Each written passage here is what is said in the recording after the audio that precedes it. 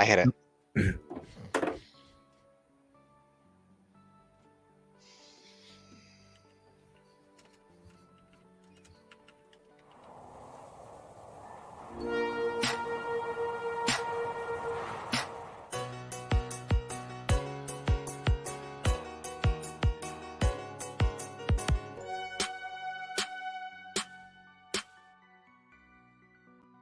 Hey, everybody, and welcome back to another all-new X's for Show, your premier media response show where we talk about all sorts of things, but don't forget this whole show started with comics on Wednesdays, so of course that's what we're here to talk about. You can check the show out at X's for Show on all your social medias, and you can check me out, Nico Action. Hey, what's up? At Nico Action on all your socials at NICOACTION.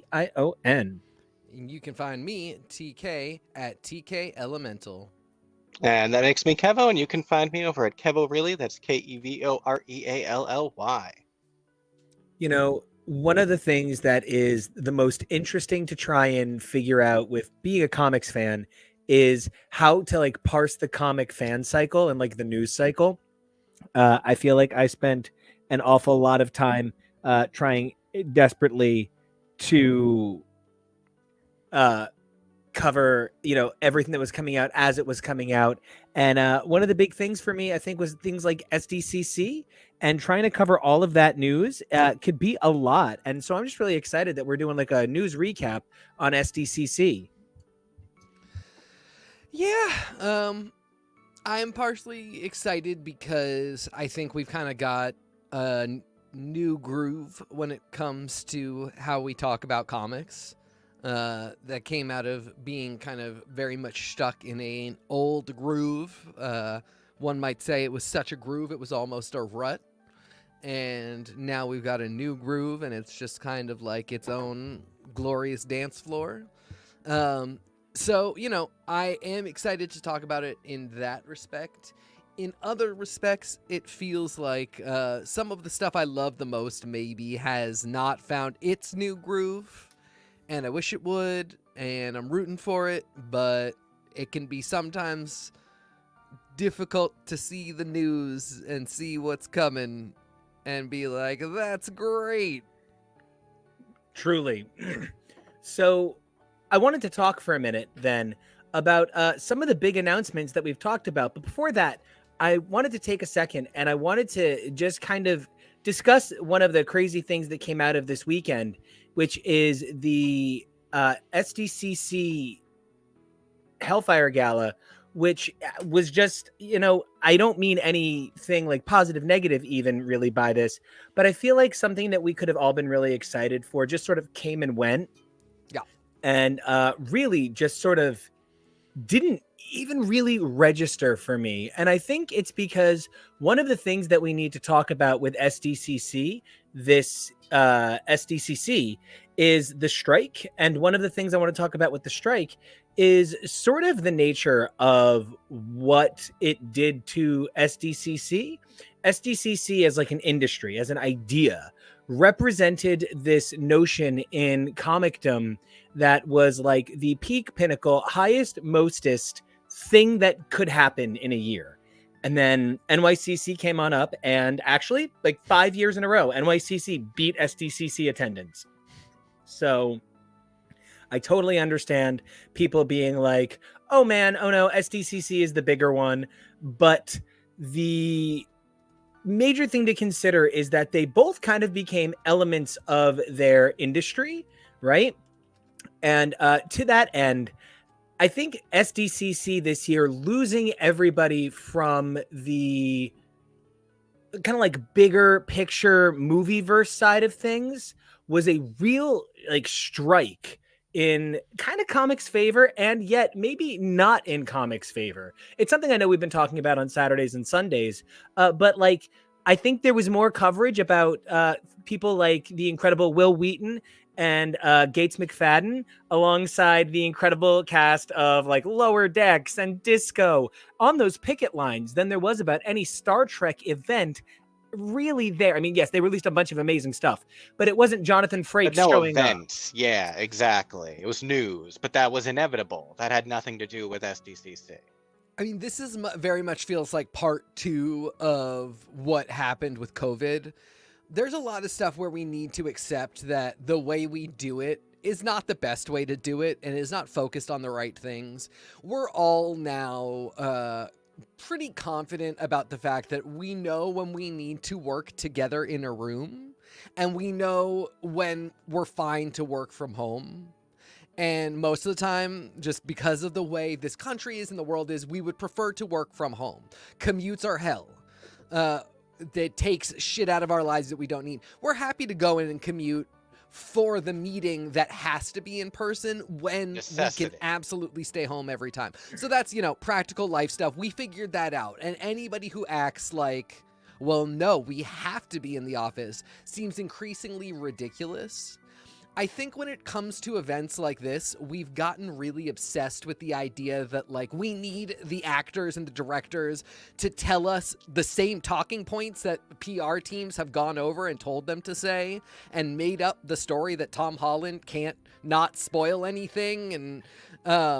And we actually don't. We need stuff a little bit more like the Hellfire Gala. We need fan participation that sort of takes the temperature of whether or not this stuff is actually happening. And we need the actors to be actors and act. And sure, do a solid press junket. But some of this type of stuff is not really where I need them. And not in the capacity that I need them. I don't need them there promoting their movies. Right. I need them there participating in fandom. And that's two different things.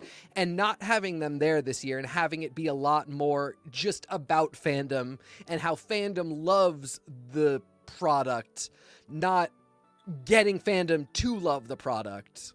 I think it says a lot about where we maybe need to go in the future to not make this all an exercise in tedium. And it's kind of in that spirit that there's all these lists going around that this was the winner at Comic-Con and that was the loser. And like, here's what the real winner at Comic-Con was. Anybody that got to have a good time. I kind of think, though, maybe perhaps as much as there's all of these sort of all of these pieces that everybody's like, oh, the nature of, the movies took over SDCC. So that's what it was geared toward. And then all of a sudden, all that stuff fell off. Okay, but that kind of meant that Marvel didn't have as many announcements prepared for SDCC because they thought they'd have movie and TV announcements. Yeah. They thought there'd be, 3 Walking Dead panels in Hall H, one each day. They didn't expect there to not be those things. So they didn't have as many big comic book announcements ready. They knew Hellfire Gala was coming this week, which did in fact drop. And I did in fact read it. Do you really want to do this right now? I just want to get it out of the way. Okay. I'm going to make a little shit bitch face, then I just want to get it out of the way. All right. I didn't care for it. And it's not like anything terrible. Like, I really love a lot of the art. A lot of the art was so cool. And a lot of the storytelling on this year's Hellfire Gala was really exquisitely done. But the overall plot really didn't work for me. It really felt too much like a lot of the parallels touched on real life minority status things. As a queer Latin person, I don't need my escapism to be filled with blood, sadness, and genocide. And it just didn't feel to me like I don't know. It was certain villains were too gleeful in it and they got away with too much. There were too many horrifying depictions of the good guys losing. There was too great a sense of hopelessness for so much of this creative team to be outwardly straight and white. The other thing I just need to touch on is I was horrified by the levels of minority ally manipulation. I think for many people, that did not know a single Muslim person in their entire life, Kamala Khan was a touch point into Islam, into Muslim Americans, into the idea of understanding the third of that big 3 faiths that is so considered that, triumvirate of that, one branch, right? And I think because she represents allyship in that way, using her here was really manipulative in an unattractive-ish way. Yeah, I pretty much agree. I literally can't talk about this because I will start crying because I lived through the Morrison years, and I understood what Morrison was doing, but that was tough to watch as a kid who came into his queerness through the X-Men and was watching it build up, and it was tough to see that, and then the decimation. And I get the ideas, and I get that, scrappy underdog on the run makes the comeback is a great story. There's a lot that, like, if you said, but hey, it's this and it's this, sure. It's just really tough for me to see some of these things, and I just don't love the choices. I really could get into it more. If that's ever anything anybody wants to talk about, message me on Twitter, DM me. I have a lot of feelings about this, but I probably won't talk about it too much on air because it really, I have not cried that much since the Moira Inferno thing. I cried a lot less during the Moira Inferno thing. Yeah, I mean, I wish I could tie it down to just comics. I haven't been that insulted since somebody told me, look, gay rights, calm down. It's marriage, it's civil unions, whatever. Calm down. It's just a term. Okay, well, then by that same token, if this is just fiction that's meant to be a parallel, I maybe need some of it coming from what seems like a better intended place. I need it not to seem like the sadness is meant to sell books.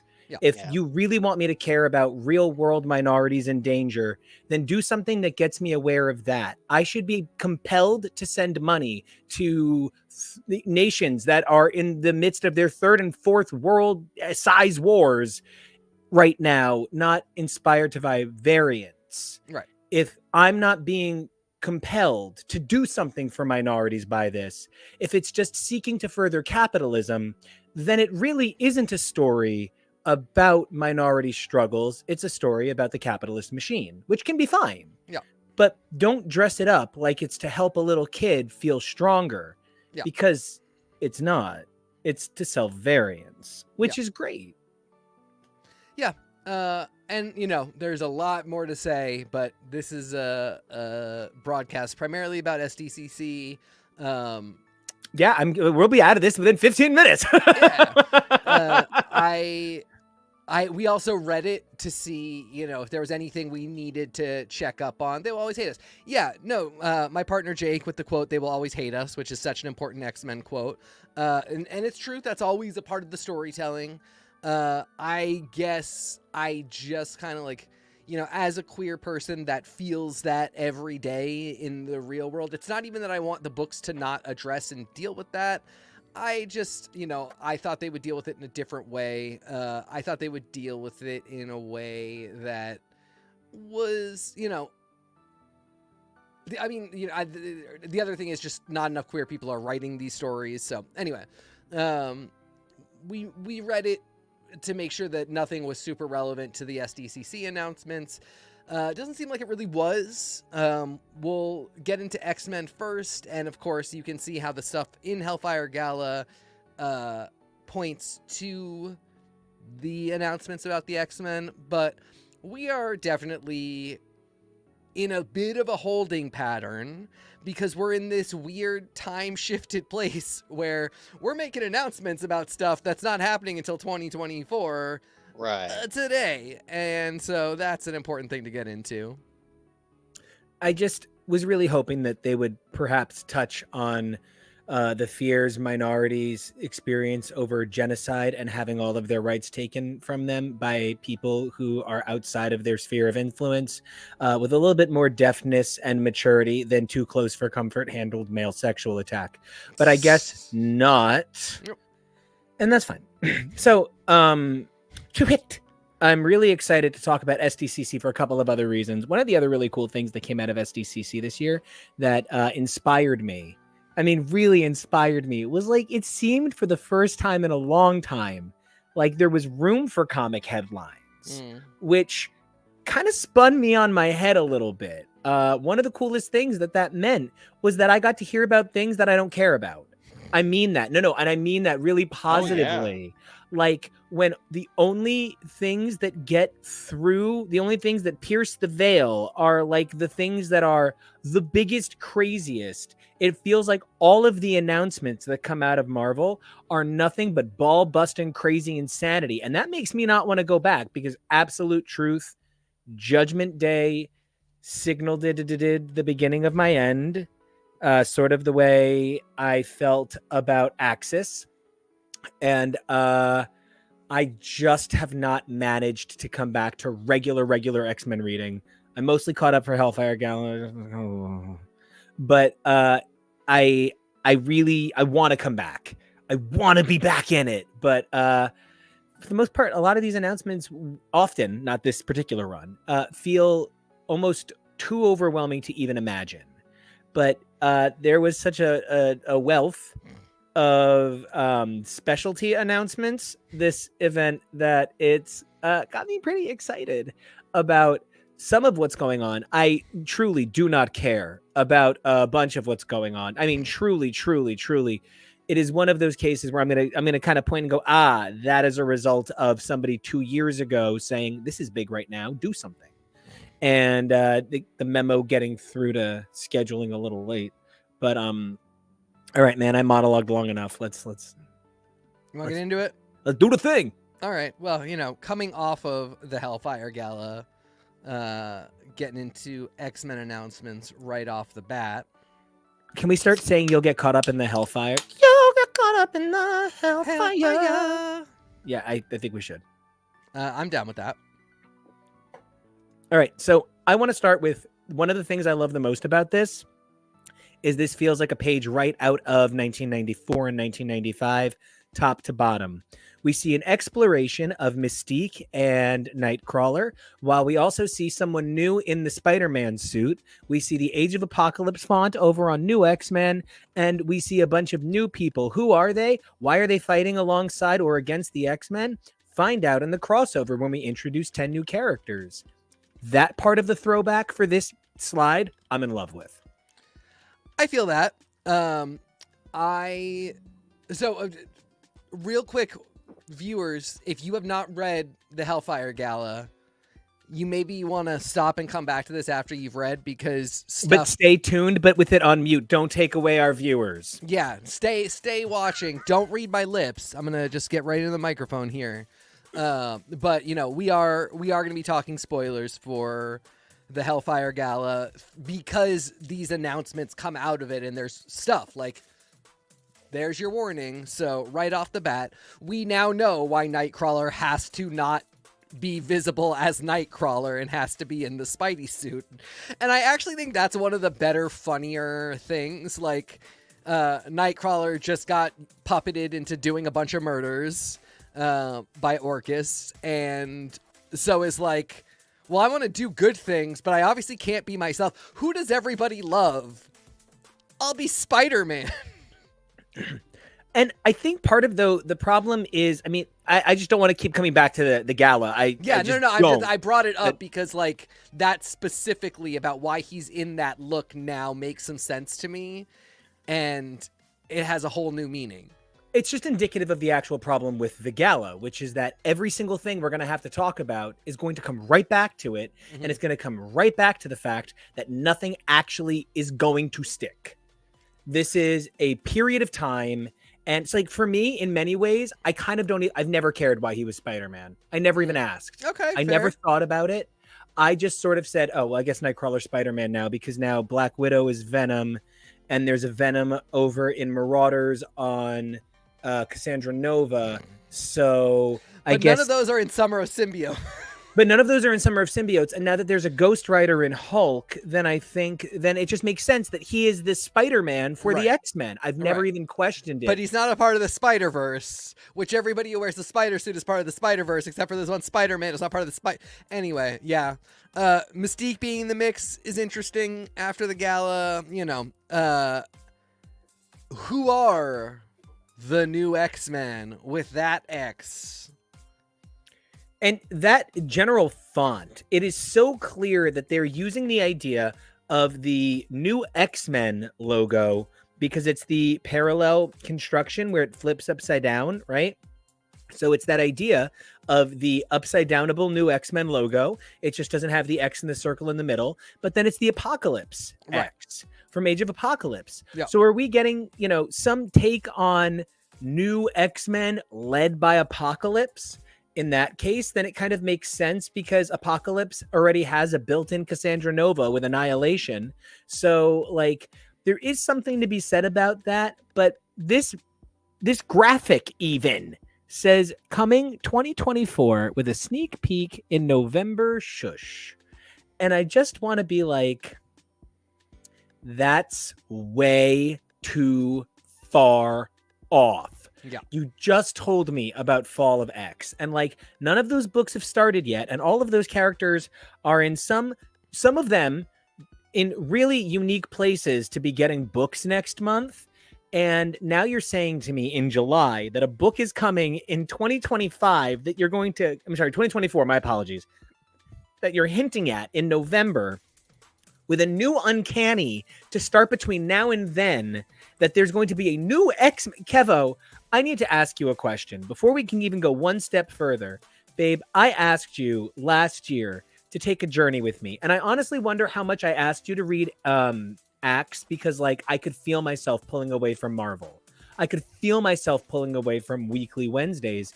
And I thought if one thing could keep me on Weekly Wednesdays, it's, me and TK and Jonah and Kevo and Jake, like this family coming together to talk about these books, sharing in it.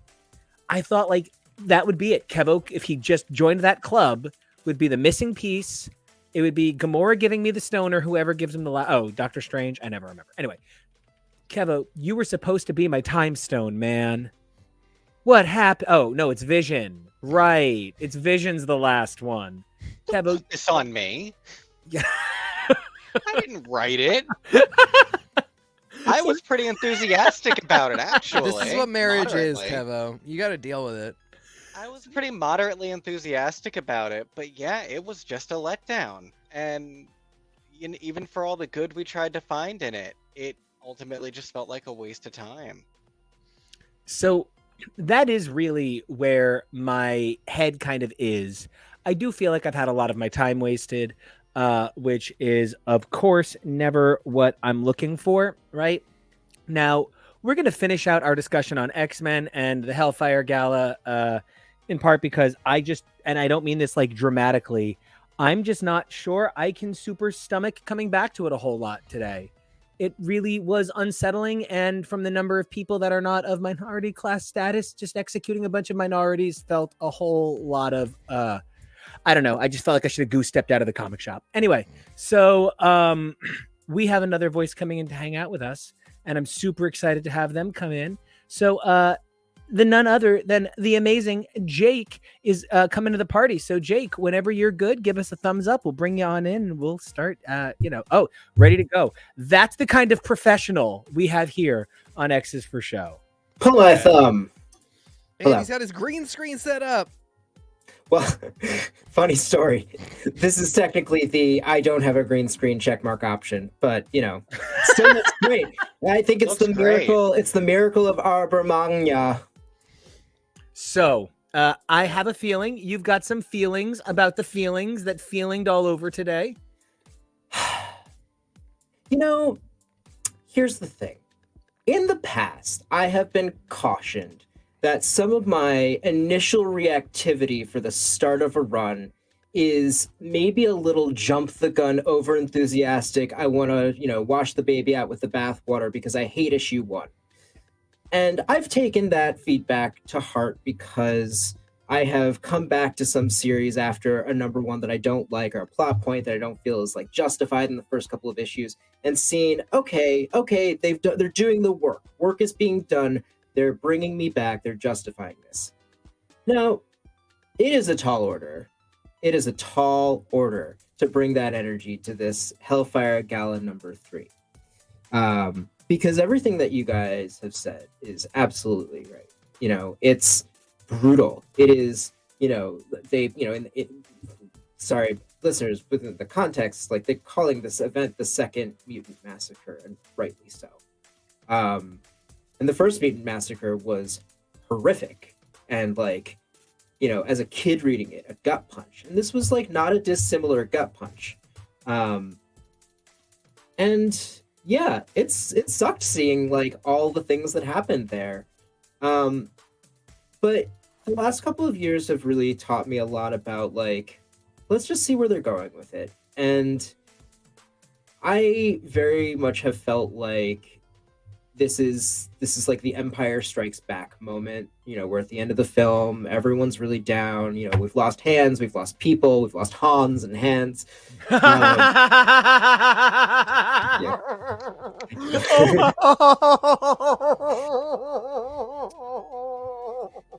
We love to have you, Jake. And so I think we're supposed to feel bad. I think we're supposed to feel devastated. They did a really good job making it feel devastating. Maybe too good a job. Maybe too much of a murder porn of it all. Yeah. I just, as soon as you said it felt like a similar gut punch, I was like, he's right. But it felt like a similar gut punch in a world in which I've seen Saw. Yeah, it was rough. Like there's even to like, adults such as we who are desensitized to a lot of stuff. Like I can go read Chris Claremont's Mutant Massacre and be like, woof, that's rough, but like I know where the story's going and I know how this all comes out. And like ideologically, philosophically, they buy it back, even though that was another commercially motivated event. Similarly here, it's hard to spin gold out of corporate fiat shit. And I think that there are, a lot of forces driving the overarching plot points about these large corners of the Marvel universe. And right now, I suspect the reason we're seeing the dissolution of, the Mutant Nation is, two things. One, it was always kind of in the plans to like have a great fall for Krakoa to come back from. And two, because I suspect somewhere out there in Filmverse, if we ever have films made again, they're not going to want to start the X-Men out on a weird island mutant nation. That just doesn't make sense. And so, I still think they're going to do that. If I can, real quick, if I may, I just need to. That's a reminder that the whole thing we are here to talk about is these comics and these amazing media, but that does trickle back into films. So I'm trying to get the strike in every half an hour this episode. Yeah. That's what if we ever have films made again, which until a good deal is on the table, we will not, and we should not. Yeah. Well, that's what I think they're. Because as you have taught me, Nico, they plan these things out years down the line, years and years down, like so much further than the average comic reader might even think. Like it's not a year, it's not 6 months, it's not even 2 years. It's like 3, 5, 7, 10 years, depending on whose vision plan you're implementing. Like MCU corporate power is really the greatest navigator here. And so whenever a big paradigm shift happens, my first thought is like, oh, how are they going to try and like connect this to the films? Because they haven't really connected the X-Men to that universe yet. And we know it's coming. So I gotta ask, we talked about this Nightcrawler cover for a little bit. We talked about who the new X-Men are. We invited Jake on. We kind of just have ignored what's happening in that last. 'Cause fuck Doom. 'Cause fuck Doom. That is how I feel. I am so over Doom.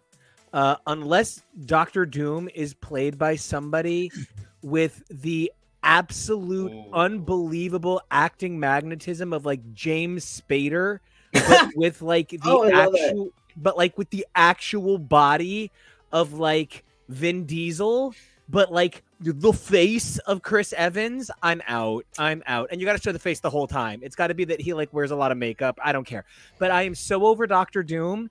I am negative in Dr. Doom. I get emails about how my Dr. Doom account is overdrawn constantly. They're really over Doom fees. He really is the Wolverine of villainy, isn't he? He really is. It makes me soft in my heart. I am just so tired of Dr. Doom representing every evil man in the world, because it actually does tie into something we talk about a lot for Wanda. I know he's a villain. I really do. I'm not saying that, there can't be Eastern European villains, but find me one other major Eastern European male character in the Marvel universe for this to be the dichometric opposite of and I'll be like, okay. But what I really have is Wanda, who sometimes goes into Doom territory, Doom, who is Doom, everyone else in Wanda's world who is in that realm of, I might be untrustable because I might have Eastern European roots. Or Pietro. And so I'm just so damn tired of Doom. And I just had that big Doom story in Avengers Assemble. God, I just, fine. It's at least Kamala and Logan look awesome on the cover, but oh, that is Kamala, right? And doesn't she look awesome? I like is that a bandana she's wearing on her New Mutants training uniform, guys? I like to think of it as a little bit more than a bandana. Not that there's anything like low class about a bandana, but like it's just zhuzh. It's a cravat. Yeah. I do like how seamlessly the colors from her old costume, like obviously it's the primary color superhero coding, but like I'll give them that in this whole, you may have that, successful costume conversion, friends. That's all I get. Anybody have any feelings about these unknown characters? For a second, I thought the blue one was Dead Girl, and I was a little bit excited.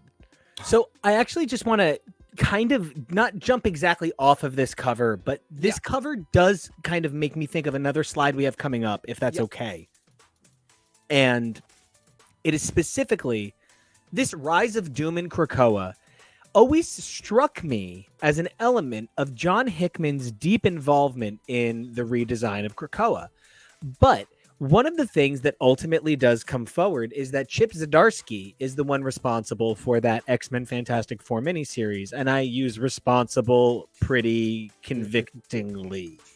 But I want to go forward and say there was an announcement made right around SDCC where Jonathan Hickman talks about his original plans for the X-Men universe and how he actually admits that kind of everything they said was bullshit right out of the gate. It was never really one of a multi-part plan. It was like 3 years, and Krakoa was year 1. But he knew everyone would want to play in that sandbox. So he said, year 1 can last as long as everybody wants it to.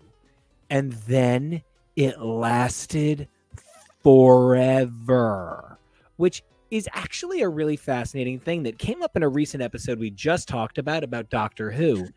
I would kill for the writer's tale for Jonathan Hickman's era of Krakoa. Keva, would you mind explaining just for like a hot second what the writer's tale is? The Writer's Tale was the publication of an email exchange between the then showrunner of Doctor Who, Russell T. Davies, and the then editor of Doctor Who magazine, Ben Cook, over the production of the 4th series of Doctor Who, literally from start to finish, from the Christmas special through to the end of Series 4. And it was just this really, really personal look at Russell T. Davis's process, and like genuinely tons of intimate conversations, things about his history and his history as a television producer and writer, and just a lot of really amazing things. That it was a genuinely fascinating and insightful look at the writing process. And there's tons of other things that I've said I would love a similar book for. You know, if I could say it's a cross between two specific things, it's a little bit a cross between Disney War by James B. Stewart and script writing by J. Michael Straczynski. And like, I'm not being silly. It is something between an accounting of the minutes of board meetings as a company slowly reshapes into what it's going to be, and a how-to write guide. And I wish we had something that reflected that. Now, Chris Claremont actually donated his complete archive to a comic museum several years ago. And he ultimately actually did forget to delete some passwords from it. So ultimately they did redact some pages. But it is a very cool thing when you have the opportunity to see and to have something works. Like the Morrison Manifesto, which is one of the most famous examples of anything in the history of any medium. I would love to see a Beau DeMayo manifesto. Wake up, get shred, get big, post hot selfies, show run X-Men 97, be a cool guy. I really would imagine that's what the writer's tale looks like. Since you've got X-Men 97, by the way, Bo, anytime you want to come on, we are not gonna fandom you. You would be very welcome here. Anything you want to do, talk about X-Men 97. We talk don't about care enough about games. anything to get upset about it. We just don't. We're here to have a good time with X-Men 97. Kevo and I rewatched X-Men from beginning to end several years ago. The guy who got me into bodybuilding was a guy named Pat, and Pat was like, "Did you ever rewatch that show?" Don't. And I was like, "Dude, I'm sure it's bad, but it can't be." No, it's that bad. It's that bad. It's that bad. It's just problematic. It's like not even a bad show. It's of its time, which doesn't make it a bad thing, but watching it now makes it very hard. But I'm excited about 97 because it's made with good intent. Kimbra style. Kevo, what are you looking forward to about X-Men 97 with the fact that, we know that it's going to star Magneto. We know that it's going to feature kind of like throwback versions of the characters. Are you going to watch it with me or am I on this one by myself? You're not by yourself. The only Marvel animated project I am currently even moderately excited about is the Spider-Man one. Oh, with Daredevil. Yeah, Spider-Man freshman It's got year. Daredevil and Nico from the Runaways. It's got a lot of really random characters. Yeah, exactly. It's my entire we did personality. An episode about it on Yeah. the Billy Club. I'll bring up the link for it. But yeah, we talked about last year's round of news, and we haven't really heard much since. But I'm excited for that because that has a bunch of different fun and unique characters. It's going to be Daredevil in the black armor. We'll talk more about stuff like that. But I don't know. What If really left me cold, and I don't know. I would have liked a fresh, new X-Men animated series adaptation of the comics. I am one of the world's biggest Gargoyles fans. I wouldn't want them to continue the animated series. I would want them to redo it from scratch by today's animation standards, knowing what the story, because the story evolved over the course of production. So they learned things about the story they wanted to tell that now if they started over, they could go back and do right. There's a lot of things they could do starting an animated series of X-Men from scratch that they could do better, that they didn't know or didn't understand or didn't have the budget for back in the 90s. So I'll watch it and I'm interested scientifically. I would die to see an X-Men show, an Uncanny X-Men by Nico and Jake with X-Men by TK and Kevo. That mania would be, God, just I don't even know that people would be able to understand my and Jake's book. It would just be like reading books of magic backward. It would be incredible. But it's not comics about comics. It's very, very literal. It's Alan Moore levels of literal. The cigar is really just a cigar. Nobody's chugging on a penis. That's dark. So TK, you made this beautiful slide. You made an incredible job with it. This beautiful logo by Kevo. I love everything that we're doing with our style. This X-Men live updates for X-Men 97, September to November. Everybody get excited. I couldn't agree more with you, Kevo. I think that making a show that carries all the baggage and beholdenness of the show from the 90s is a choice. And whether or not it's a good choice, I'm still on the fence about it because they're really clearly trying to ride the nostalgia factor, which everyone's doing right now, and that's cool. And they're trying to tap our demographic of X-Men fans who grew up, who would have grown up watching that show when it was on, and still have our nostalgia goggles on as long as we haven't gone back to rewatch it. I want to give Evolution. Can the four of us as men give Evolution another chance instead of as little boys? Because, Evolution was great. Wolverine and the X-Men as its own sort of adaptation of comic stuff is so good. I am literally unwilling to talk to people who don't think Wolverine and the X-Men stands the test of time. And it only had one season. And that movie there's a movie. Did you know there's a movie? There's a prequel. Wolverine Versus has a prequel that is the basis for the Wolverine Hulk episode. All of those flashbacks are from the movie. What? It's called Hulk versus, and it's Hulk versus Wolverine and Hulk versus Thor. And the Hulk versus Thor is the same Thor from the Marvel animated line. And Hulk versus Wolverine ties into Wolverine and the X-Men. Wow. I'm seeing this right now. Wow. Oh, and it's so cute. Kevo used to watch these all with me. He was like the cutest little comic baby. It was the sweetest thing in the world. Kevy was like, I bought a couple of Ultimate Spider-Man comics. I don't know. Peter Parker's hot. And I'm like, I get it. And That he was like when we met, yeah. And then I was like, babe, read these books. And like, it was something that was really fascinating to see the interpolation of how you took to Runaways in particular, Young Avengers in particular. I kept not being sure why he wasn't gravitating toward Astonishing X-Men. I'm like, look how beautiful, look how shiny. And I think I really see how what Runaways captures is like the beauty of We Are Golden by Mika, where something like Astonishing X-Men captures the frenetic chaos of Blame It on the Girls by Mika. And if you're somebody who looks for a soft, warm place to escape in your books, you're going to be a Runaways boy. But if you're somebody who needs that dramatic chaos, that I'm going to say this one thing. I literally had to break, and I'm going to cry on the best moment of the entire Hellfire Gala was Rogue saving Xavier. That relationship is one of my favorite relationships in all of fiction ever. But did he deserve it? No, he didn't. And that's why she did it, because she has forgiveness for people who don't deserve it, because she needed forgiveness when she didn't yet deserve it.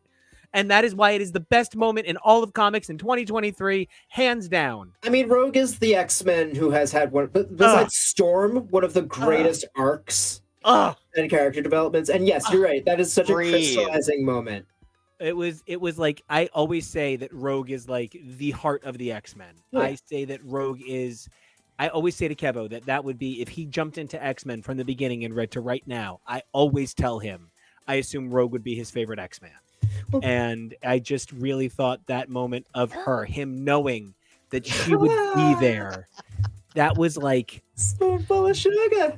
When you think about a through line, like when you think about a vein that like runs the whole length of a body, Rogue never letting Charles down is like one of those things that starts in Claremont, and it's so unbroken. It's so perfect. For me, the day Rogue turns her back on Xavier would be, there's just no context you could make for it for me.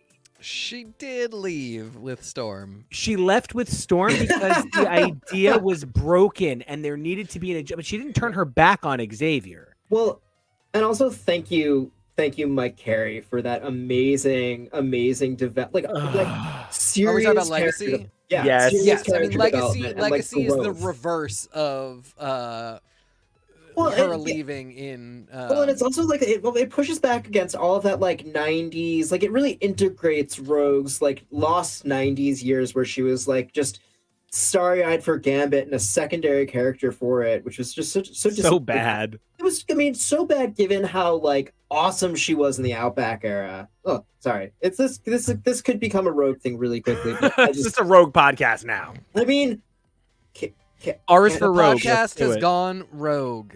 Oh! Pew pew. I'm Evie Oddly. I'm just always sticking out my tongue and going. Rogue is my favorite Mississippi Belle. Yeah, I think that like Rogue as a bog witch just sort of fades into the background, but Jinx Monsoon as a bog witch just sort of steals seasons of All Stars. So, anyway, yeah. Best moment in the entire Hellfire Gala was Charles knowing that Rogue would be there to save him, because that is who Rogue is. That was the best moment. Oh, and Jean and Angelica, but I wish it was anybody but Angelica. Not because she doesn't deserve it. Lots of reasons she deserves it, but I don't see a relationship between her and Jean.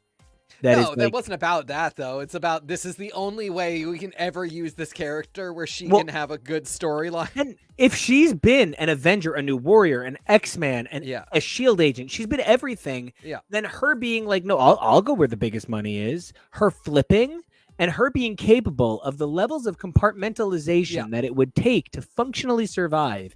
You guys found an angle that you thought Dazzler could get shoved into. You guys thought this is what Dazzler would be during the Bendis run, but Duggan really found it here. Duggan stuck this landing for Yep. Angelica in a Yeah. really flawless way. Yeah, because she wasn't reticent about because she got through her initial reticence and she was like, I am a mutant and I am an X-Man and I'm gonna fully participate because I have finally found that point of entry for myself. And it's like, and Well, it was also, they were smart to put her in a place where it was like, there's you. What are you gonna do? Be like, I'm gonna side with Orc.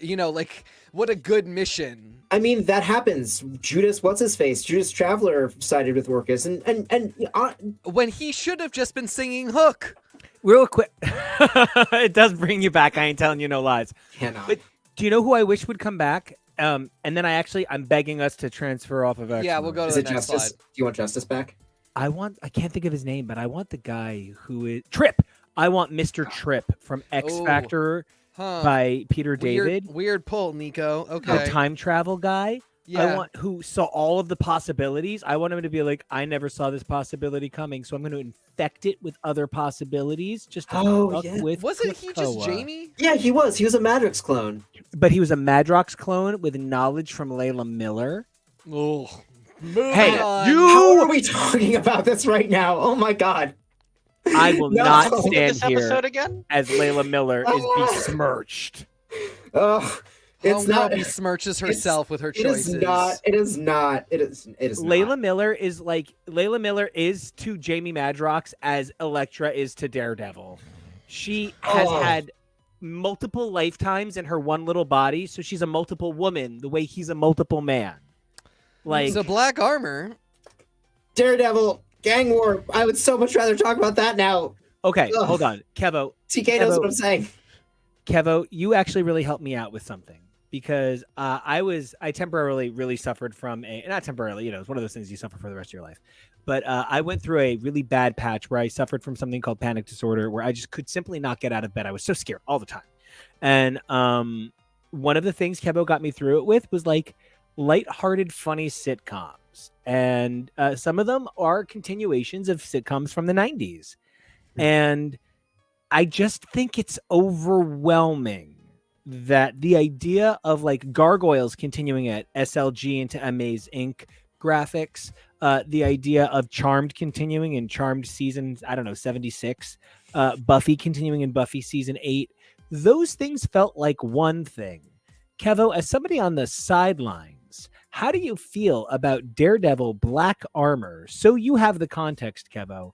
This is D.G. Chichester, who wrote I'm Not Coming for Anybody, but one of the least well-respected runs of Daredevil in the character's 60-year history.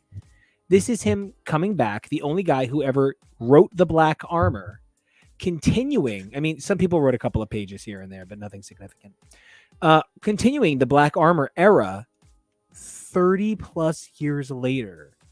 I just, how does that read to you as somebody who, if you walked into a comic book shop, somebody like, oh, well, that's the new Daredevil #1.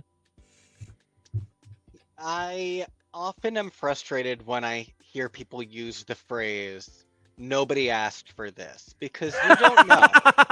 You don't know. But I think it is always fair to ask the question, who was asking for this?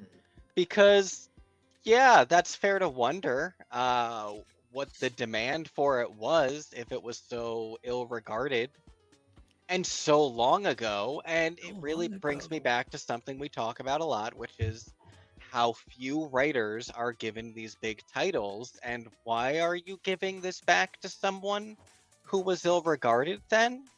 It looks cool, I think. Is it violent? It's violent, isn't it? I wish I could find the image. There's this famous image that I talk about all the time. There's no secret. I am definitely a guy who worships the idea of being as physically fit as I can. I've really moved into a healthier place with it where I'm not all big people are the best, but I've reached a really healthy place where I can look back at this era and there's this one particular Scotty McDaniel image, which if it had been an image of Captain America or maybe Thanos or perhaps Galactus, it would have been really well proportioned. But as an image of Daredevil, I remember series contributor, series mainstay, and possibly one of the smartest comic critics I know, Tori Sheehan, messages me this image and just goes, this is unacceptably muscular. And I was like, yeah, it's, as a kid, I was like, oh, I'm going to be that big someday. And then like, as an adult, I'm like, your neck should never be that much thicker than your thighs. Would I say that this era is violent? I don't know that I would use the word violent, but I would definitely say that it fits the visual trope pastiche of what you're trying to summon of its era aesthetically. So is it better than violent in terms of gradient? Probably not. But is it necessarily violent? I don't know that I could give it that adjective. I've read this era. This is my, when you tell one of those when you retcon your own life a little bit, I like to say that my first comic book ever was Daredevil, the Man Without Fear 1-5, and that my second comic book ever was Dark Phoenix Saga. But truth be told, Dark Phoenix Saga was number 3, and number 2 was Fall from Grace, Daredevil 319 through 326, perhaps the most poorly regarded Daredevil arc of all time. And I loved it. It's when he gets the black costume. It's when Elektra comes back. It's when he fights Venom and he meets Gambit and he fights Morbius. It's so weird. It's Morbin time for Daredevil? It is Morbin time for Daredevil. So the question is there any real merit or reason to get excited about another one of these? The classic writer comes back to tell another story from the era they're best known for that is technically in canon, and therefore nothing can happen in it that shakes up canon too much. Well, I think you're two of the people to ask, because TK, you're sort of fundamentally against these wasting like wall space, but you love the idea of them existing in spaces like infinite worlds. And Jake, you just like good stories. You don't really like, sometimes I can hear like your earliest episodes of X, you being like, I mean, so what if it's not canon? Is it fun? Have fun. Yeah, it's been coming up a lot this last couple years, especially. We're seeing Claremont get runs, we're seeing Louise Simonson get runs, we're seeing Ann Nocenti get runs, and there's this weird mix of like Louise Simonson and Ann Nocenti are getting current level or like current continuity runs, and I'm so excited for it. And because of that, and also like Ann Nocenti is the blueprint, because Ann Nocenti wrote additive retro continuity that doesn't disturb anything in all of the Elektra and Mary stuff. Oh, that that's Elektra so and Mary stuff was a game changer. And can I just say, number one, she's still a babe. Like, I don't know how she does it, but she still looks amazing. And number two, if you know anything about this show, you know that there is one show that we are proud to call our brother show, and that is, of course, Blake's Buzz, the only independent comics show you need on the internet. Starring, yeah, right. Starring the nicest, coolest, best guy I have ever had the pleasure of seeing rise to comics professional journalist. He's got his own story coming out. There is just nobody better for fair, balanced understanding of what actually goes on to make independent books. And when he stretches his arms toward the big two, it is a real amazing thing. And Blake's Buzz just did an unbelievable interview with Ann Nocenti. It was top notch. If you haven't checked it out, then what you're missing is an incredible interview with a phenomenal creator by a brilliant interviewer. So definitely take some time. Check out Blake's This is where Buzz. his name would be if it was come up, but sorry. You know, he's actually doing a rebranding thing right now, maybe. So it's just, oh, there it is. I see it. Yeah.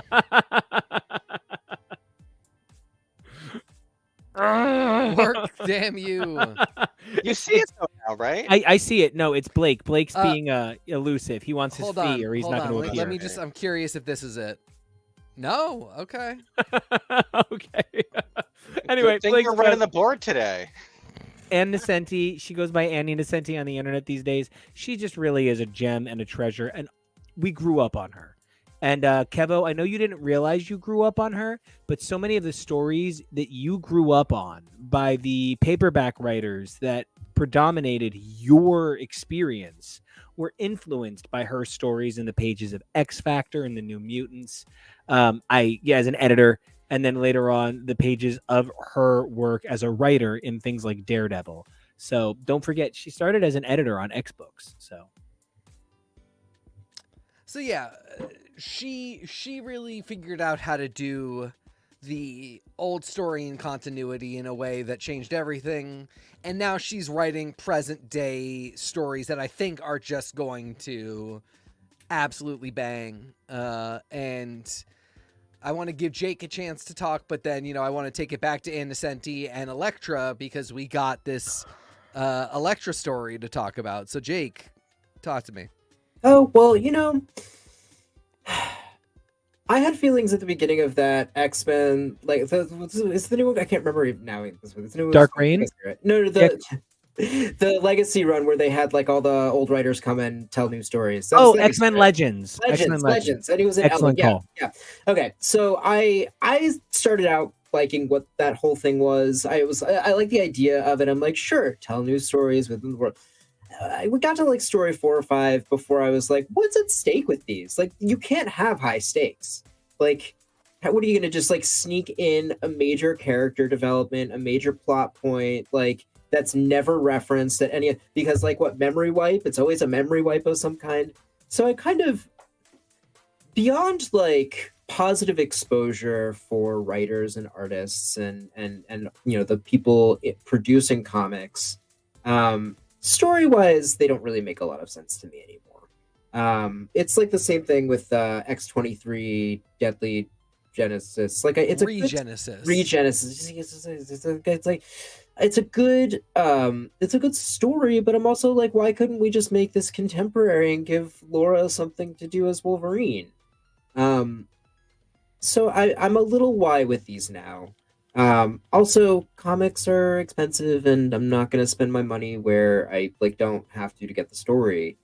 If it's not adding to the narrative that I'm paying attention to, then I'm probably not going to go out of my way to purchase it because I'm really not interested in side stuff anymore. If I can just actually really interact with that, and I don't want to sound like old man curmudgeon, but do you know what's really important to me? Feeding my family. Do you know what really matters to me? Having money for internet. Do you know what else I really like? Trulies and weed. And these things cost money. Okay? And so when you put a $4 and $5 book in front of me, you better be more fun than feeding my family, buying alcohol, or buying weed. And I mean that. I'm not even just being silly, because I am. But like, if you were to look on my walls, truly, I collect Tori Amos records. I collect some, really, explicitly specific comics for me. I have New Mutants 87 CGC'd on my wall as a result of someone pretty cool. I have a Nick Bradshaw sketch on my wall. I have my prized possession is my Giuseppe Comunicoli Hellblazer, and like I will literally run into the house to save it if the house were on fire. Like that would be the one thing I might save. But I say that because I really need to stress that the hard thing for me is when you try to convince me that all of this stuff is affordable, that all of this stuff is necessary. Mm-hmm. Guys, I really love classic Daredevil, and the fact that like I'll be honest, the thing that makes me the most excited is I'm really excited to share this with Tori Sheehan. I kind of maybe don't care about the rest of it. Like, am I excited that the guy who was in Iron Man 3 showed up in Endgame? Sure. Am I literally currently at the moment pissing on the floor because Shea Coulee is going to be in Ironheart? Yes. Right.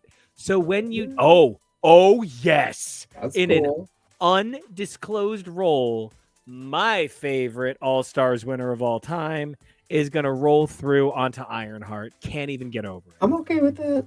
I'm very okay with that. I am extremely here for it. But, when we talk about these levels of engagement, these levels of excitement, these sorts of things, I am very excited for the idea of revisiting classic eras of Daredevil with people I love. But like, does this really even mean that much to any of you other than me? Are you talking about Gang War specifically? No, I mean the return to an era of Daredevil that nobody gives a shit about. Oh yeah, Like- no, that I don't care about. Well, Um, Jake really nailed it for me. Jake, when you said this costs money, you really hit me in the that's always what I say. Is this a $4.99 buy? Like, you Well, that's really reminded me about that baseline requirement. Well, the other side of it, though, too, and this is kind of what I mean about positive exposure for the people who produce these comics. Like, I don't know what DG has been up to for the last 30 years. This might be like one of the bigger projects that they're doing now to get their name back out there. Like, sure, like if this is about promoting a team, if this is about getting your work out there, like that's always a positive thing. Someone's getting paid for it. That's always a positive thing. But yeah, like the point stands, like, okay, and now what? Is this gonna, like, what is at stake here? What are the stakes? Can you prove to What are the me? stakes? Come on, tell me what the stakes are. Invite me to engage. Invite me to care. Give me a reason why I should feel like this demands my respect. Mhm. That's what I'm really saying. Now, to Gang War, Kevo, you have done more work on a universe that you have never read a word of than perhaps anybody since, God created this one, right? So your work on MC2 is, it's biblical at this point. It's so extensive. Gang War represents something that the Spider Universe rarely touches on. Kevo, if I told you the stuff in the Spider-Man movies represents only half of the Spider-Verse, and the entire other half, I mean literally everything Goblin related, magic related, multiverse related, added together is roughly half of the Spider-Verse. Yeah. And the other half is petty mafia crime.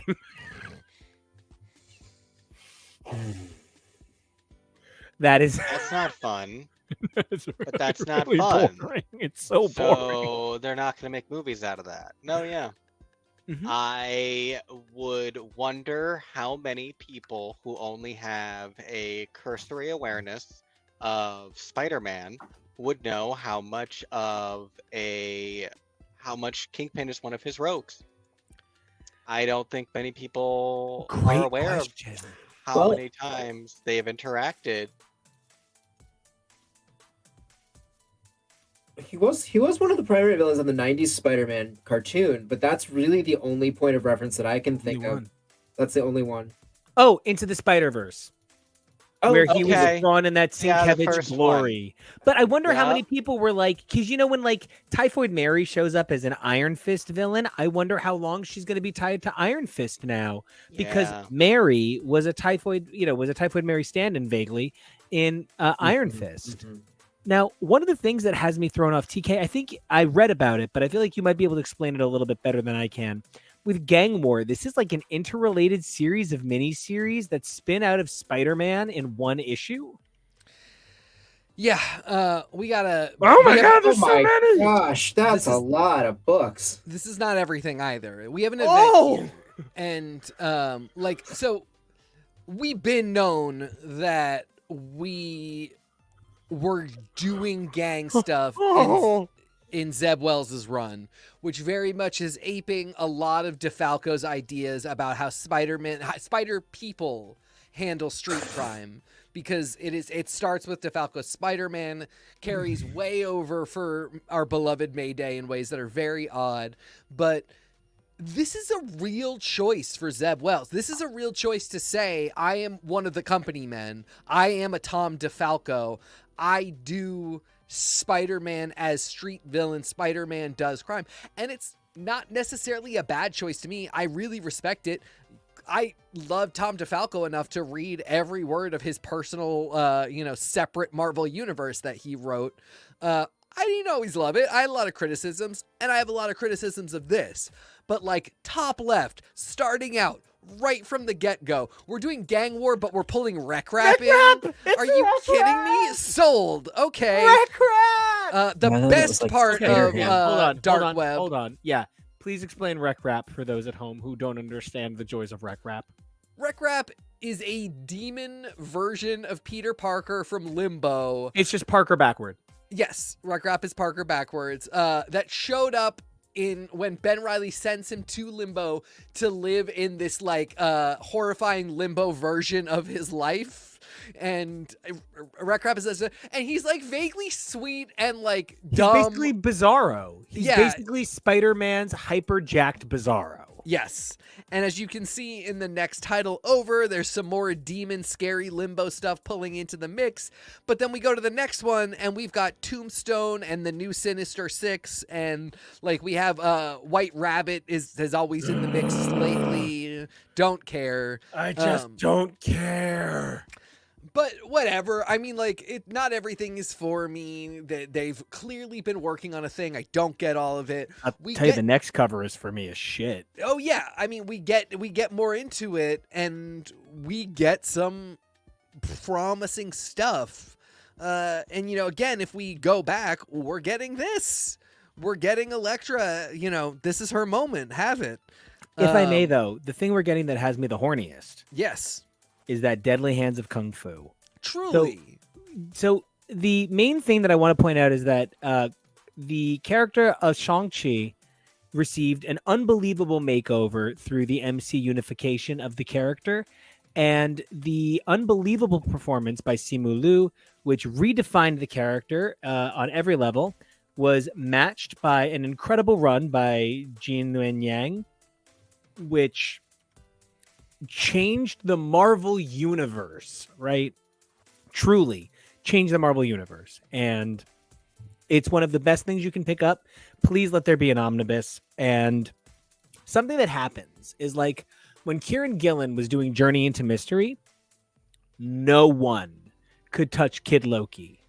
You tried, your hand was slapped.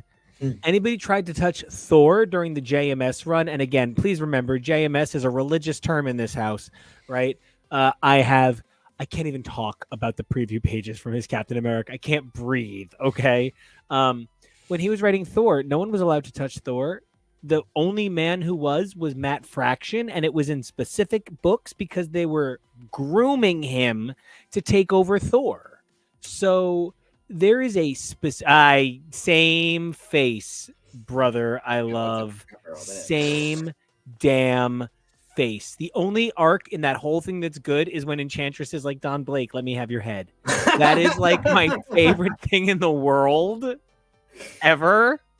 When he's like, all right, like it's a dark moment for everyone. Oh, for everyone. But it gave birth to this run. This run that just happened to Donny Cates with evil Don Blake could not have existed without the Fraction. I like that guy, actually. Right? He was really nasty. So, but my whole point being, during those runs, if you tried to touch these sacred characters, you were told you shouldn't do that. It's the magic of the fact that Jin Luen Yang has chosen to leave a character that he is leaving 80 times stronger than he took the character on. Now, the character already had beautiful backstory and incredible storytelling, but they didn't have the respect of the comic buying market and the respect of creators who should be stepping up to create this world. Now, Greg Pak has a famous legacy at Marvel of continuing the big character after the big name has stepped off. It's sort of like Greg Pak is a company man with a lot more soul than you might expect. And he's the favorite company freelancer. Yeah, that's what a great dead on way to put it. He's not on the team, and he's not in the big meetings where they go, you're going to be the guy, show up every day, give us the stories. But he is the person that they go to when they go, we got this character. We would like to do a good story. We would like people to care. We would like to do something. And I stand by that even when it comes to Phoenix Endsong and Phoenix Warsong. I really do think they were like... You cannot convince me the problem with those is the script. Yeah. So anyway, he is not one of those guys, but he is on a tier that actually has very few people on it, because most freelancers get the, like, no matter how much we love you, we're treating you like a disposable freelancer treatment. But Greg Pak is clearly in a certain way invaluable. I want to open a quick bit of discussion because I know all four of us are people with a lot of opinions on this statement, but my favorite 2 seasons of Buffy are 5 and 7. And 7 achieves something that is really hard for me to talk about. I'm a very proud man. I think everything I do is pretty cool. But I feel pretty bad about that a lot. I don't think I should think I'm so funny. Which is why I laugh at myself on screen all the time. And there's something about Greg Pak's humanity that he nailed so exquisitely with My Precious Amadeus Cho in the pages of Totally Awesome Hulk. It's one of the greatest, most rewarding runs of my life. And there's something to be said about the exquisite way to capture a perfectly flawed lead character. And that's, I think, the heart of a Greg Pak book. But when I think about flawed lead characters, I think about all of our favorite things. The Doctor is so smart and so loving that he forgets how to be a person, even though people are his favorite thing. Goliath is so convinced that he can make things work for humans and gargoyles that he forgets how to make things work for this particular human and this particular gargoyle every single time. The nature of a character like Shang-Chi is that he can balance the duality of his experience as an Asian man proud of his culture with being a superhero, which those two things are frequently at odds because superheroes are born of capitalism, and Asian culture certainly stretches way back further than the idea of the American hamburger. So my question for you guys sort of becomes, what do we do with these flawed lead characters when somebody like Greg Pak isn't the mind behind it? How do we sail these seas of bad Moira, of flawed Wolverine, of dark suit Daredevil? How do you guys feel about it when the flaws of a character supersede their best qualities? Kevo, it's why I challenged you on including Runaway Bride recently. I did not love the depiction of the Doctor going to burn the Rachnos to death. Yes, that's in his character. Yeah, okay, sometimes I tell people to fuck right off, but mostly I try to be a nice guy, right? And so I didn't want that in your depiction of the Doctor. But is that me being overprotective? How do you guys feel about it when somebody like a Greg Pak, a great keeper of the sanctity of the self of character, is not able to preserve that? And Kevo, I'd love to start with you because I keep bringing up the Doctor. And also I pointed to Goliath and the fact that he always tells Elisa, you should just be fine and be happy because I have to do big things for gargoyles. Writers are human and fictional characters are fiction. And it is sometimes hard for a writer to keep true to a character, I think, when they have a story they want to tell. I feel like that's a rough line to walk, and I personally feel like you should try to err more on the side of making sure you're telling stories that are genuine to the characters, not just doing what you want to do and making apologies later. I can't exactly speak to reasons why you might feel certain characters aren't quite towing the line, but yeah, no, I do think it's a disappointment, but I think it's just we're human and we have our own agendas and we are flawed, just like the characters we're trying to represent. Well, if you're going to go ahead and be a mature, balanced person, then I'm going to kick it to the person who is literally that for a living, Jake. How do you feel about you take care of people's well-being spiritually? I mean, sometimes, but that doesn't mean I'm mature. Come on. All right. And confirm. You are also a rupee and heart collector, right? So I don't want to take that from you. But how do you feel about it as somebody who, one of the things I most appreciate about you as not just a person, but as a critic is your ability to recognize fallibility as not the defining characteristic, right? A book is a book.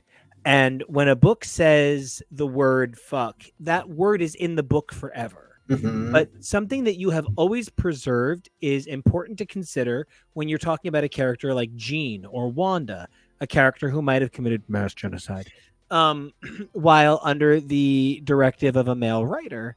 You know, you've always preserved that the worst qualities of a character are not their definition, but rather a part of their spectrum.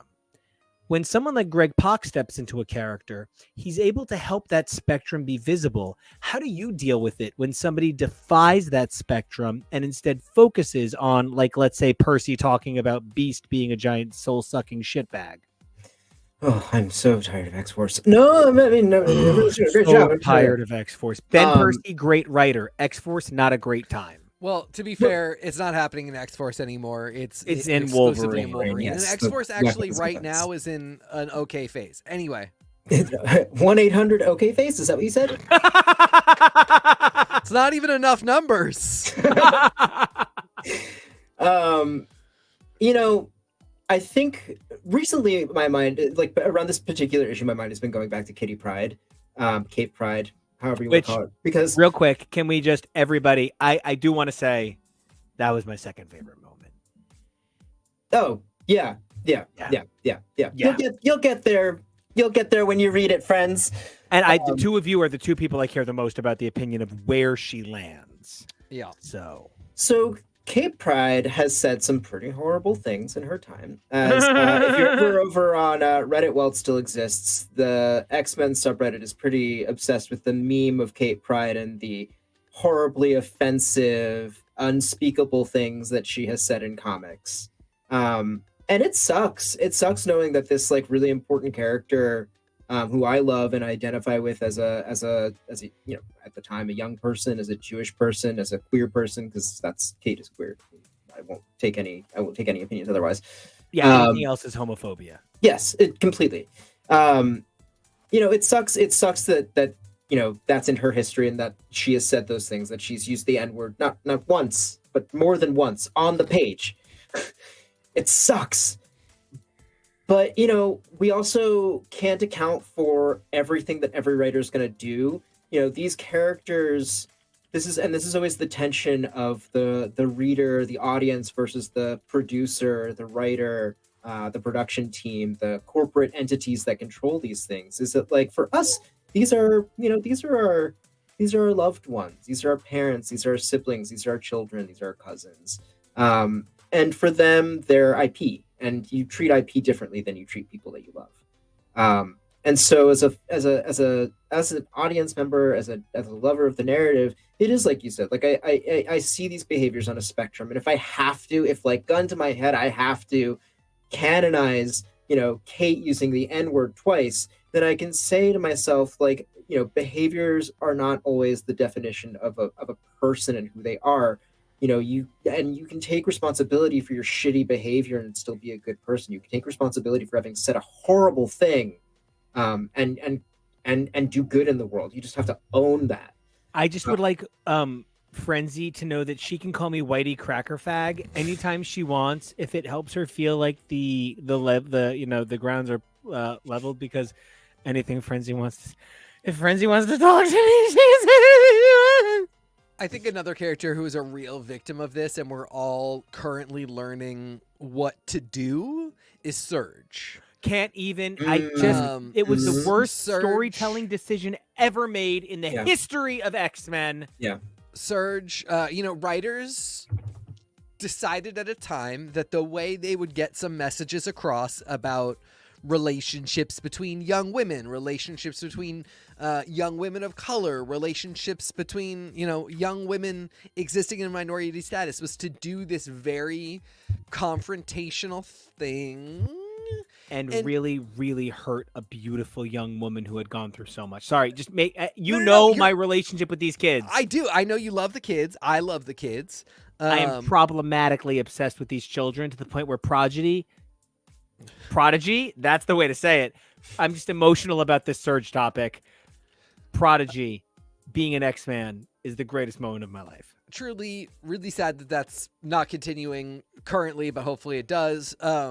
So, Surge had this wild run of nasty writing for a character that was part of a group that we all loved, and it was like this one really gross spot.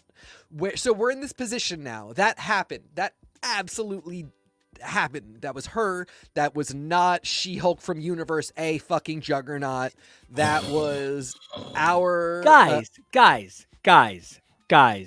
Guys, number one, it is probably the most attractive chode you have ever laid your eyes on. Number two, he is probably willing to put in 4 times the effort to get you to come twice.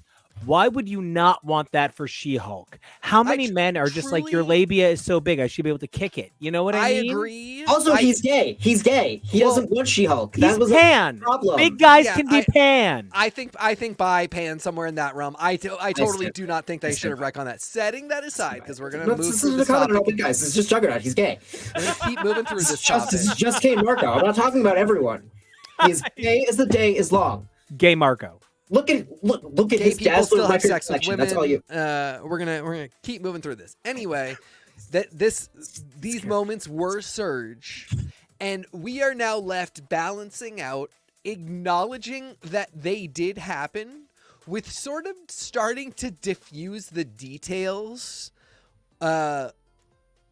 With the acceptance of the fact that the writers were wrong. It was not, and that's kind of what we as a fandom have to do. Kitty and the N-word sucks because it's such a stark example that is just like a sore thumb. Kitty is otherwise pretty great. She's a kid.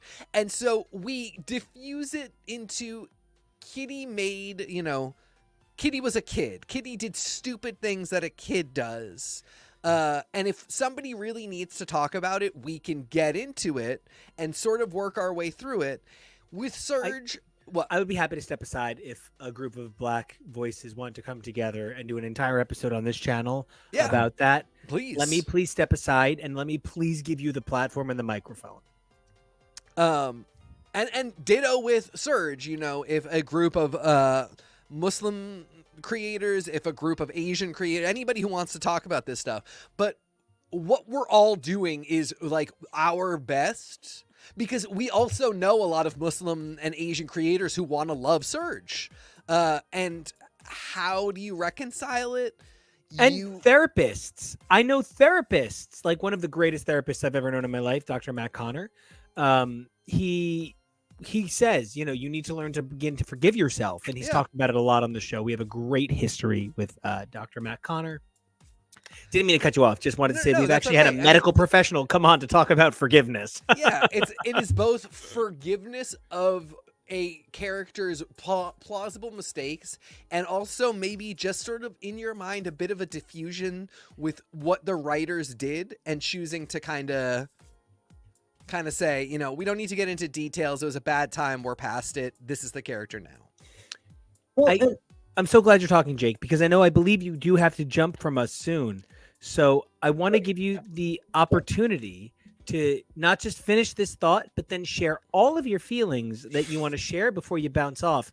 I know you might have so many fifis, it verges on Dobson, but, I want you to know that you are welcome to share them every Wednesday, as we have since resumed our Comic Wednesday coverage. And this incredible person over right here is a huge part of that. So please always, Jake, don't just share these feelings, but share your sign off. Any other things you want to say as you're on your way out the door and where everybody can find you. Well, right now I'm hanging out on Instagram. I'm decommissioning my X account. So you can find me on Instagram at The Heart Farmer. That's me. Let's see. My final thoughts. Just a quick final thought on SDCC. Punisher. Why? Can we put that guy to bed already? I don't even care if it's a new person. Listen. Frank's ending is so beautiful. I don't care about this character. No relationship. No energy. I agree with you completely. I also just think it's a toxic brand identity. Agree with you completely. To put it to bed, and like any revivification of that is just capitulating to the people who like want him to be like some kind of like crazy alt-right symbol. I don't love that. Nailed it. Yeah. Yeah. Yeah. I mean, as far as X-Men goes, you know, I'm still here to see where we're going. I love a good comeback story. I also like, you know, I love diasporic stories too, and that's what we're seeing. Like, this is the era of mutant diaspora again. And I think that that's a really important thing for, you know, marginalized people to be exploring as well, because we can't always come together, and there are forces that constantly threaten us. And so how do we survive under the yoke of active oppression that tears us apart and pushes us away from each other? I mean, that's what I'm hoping the story is going to explore. And if, you know, as they say, manifold is the kind of key to things, then this is gonna be an era about keeping those portals open and keeping those peoples connected, even in the loss of their homeland. So that's what I'm going for. I just want to say, Jake, what you just said really inspires me. I really wish I could get like a team together of like Sway, Grandmaster Flash, and like I don't know, Questlove, and have them talk about the nature of East Coast West Coast rivalry in hip hop and the ways we're trying to reimagine the idea of kind of imagined slight between Araco and Krakoa, and then the bigger picture of how even while East Coast and West Coast rap were constantly rivaling each other, rock music was constantly like, hey, you can't take my dominance. And country music was always like, hey, no, we're second to the crown. And like, I really love the things you pointed out about diaspora and the idea of generational identity. I think the idea that we're going to be forced to parallel Hoxpox with the Giant Size X-Men #1, and then this Hellfire Gala #3 with Mutant Massacre #1 forever is really, really clear. And your work is really what brought that to my mind. And I want to thank you so much for taking the time to come play with us. And while there is certainly no replacement for you, hopefully the audience isn't too sad, Jake, as you give your sign off, because we do have another voice coming on. So Jake, where can everybody find you again one more time? One more time on Instagram at The Heart Farmer. And everyone, just keep hope in your heart. Not Hope Summers, but the other kind. No, also keep Hope Summers in your heart. She's a good lady. Yeah, but like heart blockage is a real thing, and she can't. That is fair. That is fair. She'll adapt. She'll go smoothly through there. In a perfect world, an AI de-aged Deborah Messing could play a really awkward, funny Hope Summers. But until then, Jake, we love you. Mwah. Mwah. And speaking of de-aged Deborah Messings, somebody who has all of the spirit, energy, and humor of a young Grace, not at all, not even remotely, but we love him, and I needed a segue because I'm a fucking nut job. Jonah, would you like to come on screen? Hey, handsome. Hi, I guess I'm Deborah Messing now. You know There what? are worse things to be. There are worse things to be, because I think in all the ways that matter, Kevo is more of a Karen, and I am more of a Will, and I guess that makes you... Don't you dare! Classic Jack. I will exit this show and never return. Oh, I wouldn't Classic blame Jack. you. I would not blame you. So, I am so excited, Jonah, to have you to the show to talk about some SDCC goodness and SDCC realness. We've talked a little bit about the crazy things going on with the X-Men, a little bit about what's going on with Daredevil, and I'd love to get your take on the general idea of the state of an SDCC with no big movie reveals, but merely comic reveals, like Comic-Cons are supposed to be for comics or something. A comic convention? Talking about comics? Who would have thought? Who'd have The thought? nerve. The cheek, the nerve. Yeah, it's interesting because I've personally not been really reading up on things that have been currently been printing. I've been reading Infinity Comics. I'm a big fan of the Marvel Romance Infinity comic, where I learned that Rhodey and Carol are apparently a couple. I did not know that. They have been a couple going back about 5 or 6 years. Sometimes they take a little break here and there, like when one of them goes to space for an extended time. But the comic fandom really loves that romance. It's really, in the comics, lovely that she sees him as an equal despite her near godhood, And he is not intimidated by her powers because he sees that she's a woman, not just a superhero. It's a beautiful balance. Well, it's funny because the whole thing kind of seems to be like, we both get it. We were in the military. Like they just, Yeah. they go with that lane. So it's very funny. So much of it is like military life. Am I right? I've been reading the Cosmo Infinity comic, the little Yes. little Rocket Raccoon Infinity comic. There was one other that I like read weekly. Oh, I just read the best one of the best runs of Danger Force, not Danger Force. Oh, by what's his unbelievably hot wife, who I'm in love with, Jesus, Paul Nico. Scheer. No, what? Catherine Hahn? No, right? Isn't Paul Paul Scheer's Scheer- wife is Paul Scheer is married to June Diane. yes? He's Yeah, married to June June Diane Diane Ralphio. Yeah, okay. That's Yes. such a shame that I've combined them into one glorious woman. You know, June Diane Ralphio. Why are you not playing Raphael. Thank you. Why are Yeah. you not playing 1,000 incredible roles in the Marvel Universe? But yeah, that's by Paul Scheer. It's a really terrific comic. After Jonah told me it existed, I could not wait to look it up. Don't forget the last time we saw her was as the murder podcast sister on based on a true story. Great catch. Yeah. Anyway, sorry, Jonah, continue. Oh no! One more thing, actually, while he's paused, I just want to go out of my way to say that like one of my like loves of my life, Yeah. As a human man, not just as a comic book fan, is Terry Bloss, who is like literally one of the best people you will ever meet in your entire life. And so talented. So talented. So what a gift to the comic medium. For those of you who don't know, if you've ever read You Say Hispanic, I Say Latinx, that's Terry Bloss. He would go on to create incredible books like Hotel Dare, which are his beautiful creator-owned works. Take the time to check it out. But if you're on the Marvel Unlimited app, you should check out Reptile 1 through 4, which he did. And you should check out the unbelievable Marvel Voices 58, in which Terry Bloss, a queer creator of color, gets to work on Carolina, who, hear me out, Carolina, as part alien, should count as a queer woman of color. Well, she's many colors. I'm a white guy who is Such super a proud of his dazzling Cuban girl of like many Greekness. And if I don't get to be as beautifully melanated as Jonah, and I have to be like, no, white people exist in minority spaces, please. I'm gonna root for Carolina.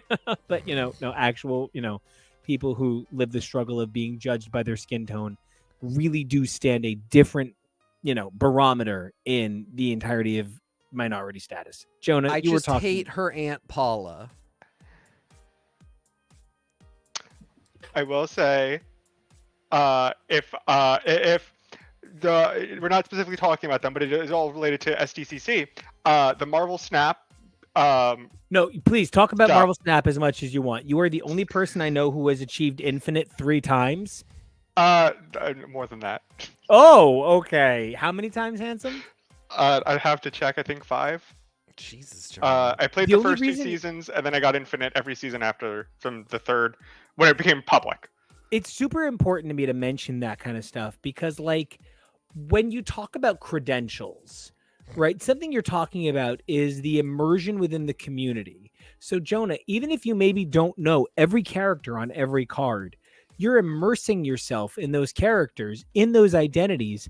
Anyone who told me they were excited about Shuma Gorath being in Doctor Strange, you're in the exact same boat as Jonah.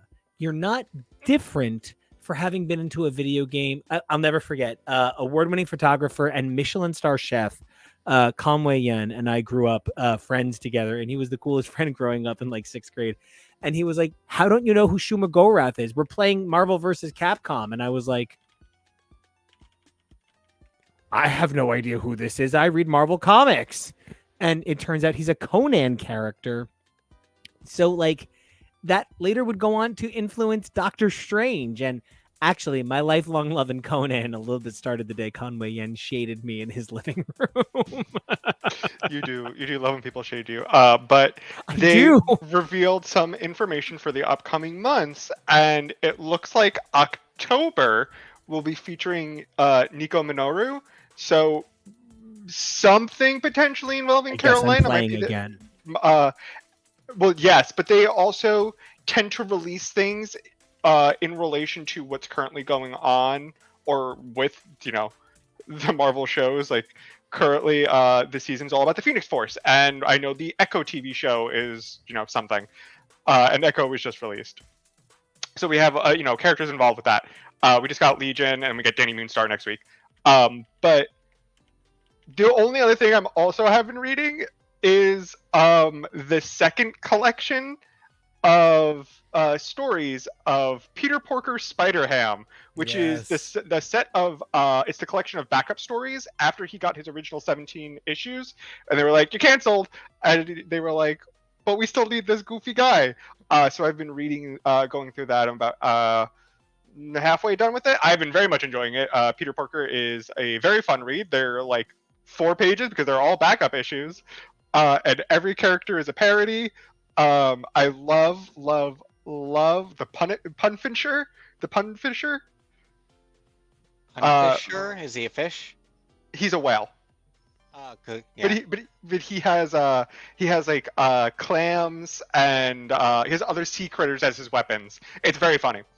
And I did not realize how much Marvel actually parried DC, because there's a whole Batman villain, there's a whole Joker. They actually make fun of Batman at least 3 times, and I'm not only halfway through the book, so there's a whole thing about Peter Parker getting involved with the DC cult. It's wild what people got away with. So that's where I'm currently at with comics. I have not been really, after the Sins of Sinister event, I really haven't been reading anything, even X related. So all this is fresh information to me, and I'm like, oh, like I just recently learned that Emma and they're actually going through with the Emma and Tony marriage. Yep, they sure are. So for one thing, I think you are making an amazing choice by just going this Infinite route and just enjoying a little bit more of the fun, lighthearted, kind of more varied content. I think you're getting access to a better slate of, no, I don't want to say better slate of writers, but a more diverse slate of writers by going that direction. But I guess my other question is this sort of out of like a sense of exhaustion or a desire to move away, or is it just more like just haven't gotten to it? A little bit of column A, a little bit of column B, a little bit of column C. It's kind of a lot. Cool. It's very. We talk about it a lot. We talk about it often on the podcast and the show, that it's a lot of money to constantly ask people to buy books every single week, unless you're just reading very specific series, which you can budget for. It is a huge price point to constantly ask people to buy a $5 book a week. But sometimes you have to buy like the multiple X titles to get everything, because there's often crossovers. Hey, X of Swords was literally 3 books a week for 2 solid weeks, and you had to read them in the right order, and you had to buy all 3 completely.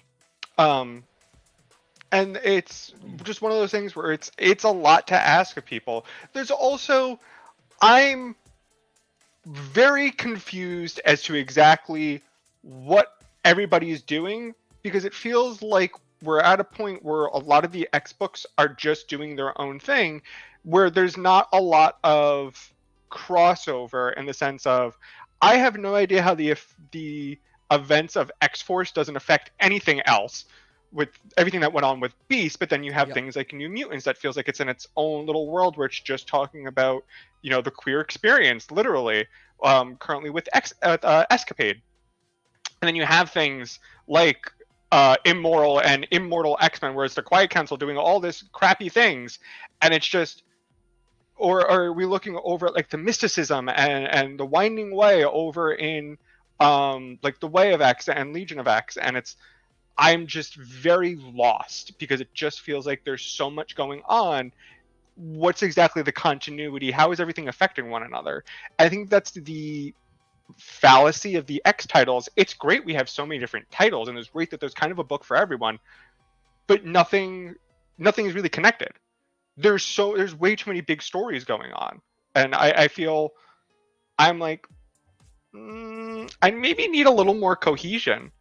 I maybe just need a little more of this is affecting this, and you see this here. I feel like there's just so many books of. I feel like there's just so many titles that it's really hard to keep track of the exact overall narrative.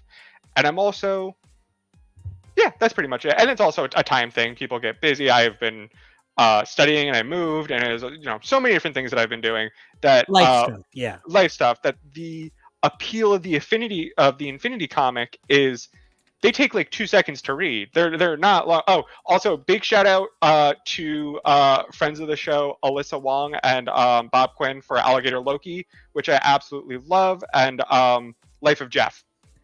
Really great. I'm just gotta break in because we gotta keep moving a little bit, time wise. But I agree with you completely. It's Jeff and Alligator Loki are two of the best comics, and I love that they got physical releases. That was such an amazing thing. I love them. So I just don't look. So the thing I want to point out next is, Jonah, you never really gravitated toward Punisher. No. How do you feel about this new fancy Punisher?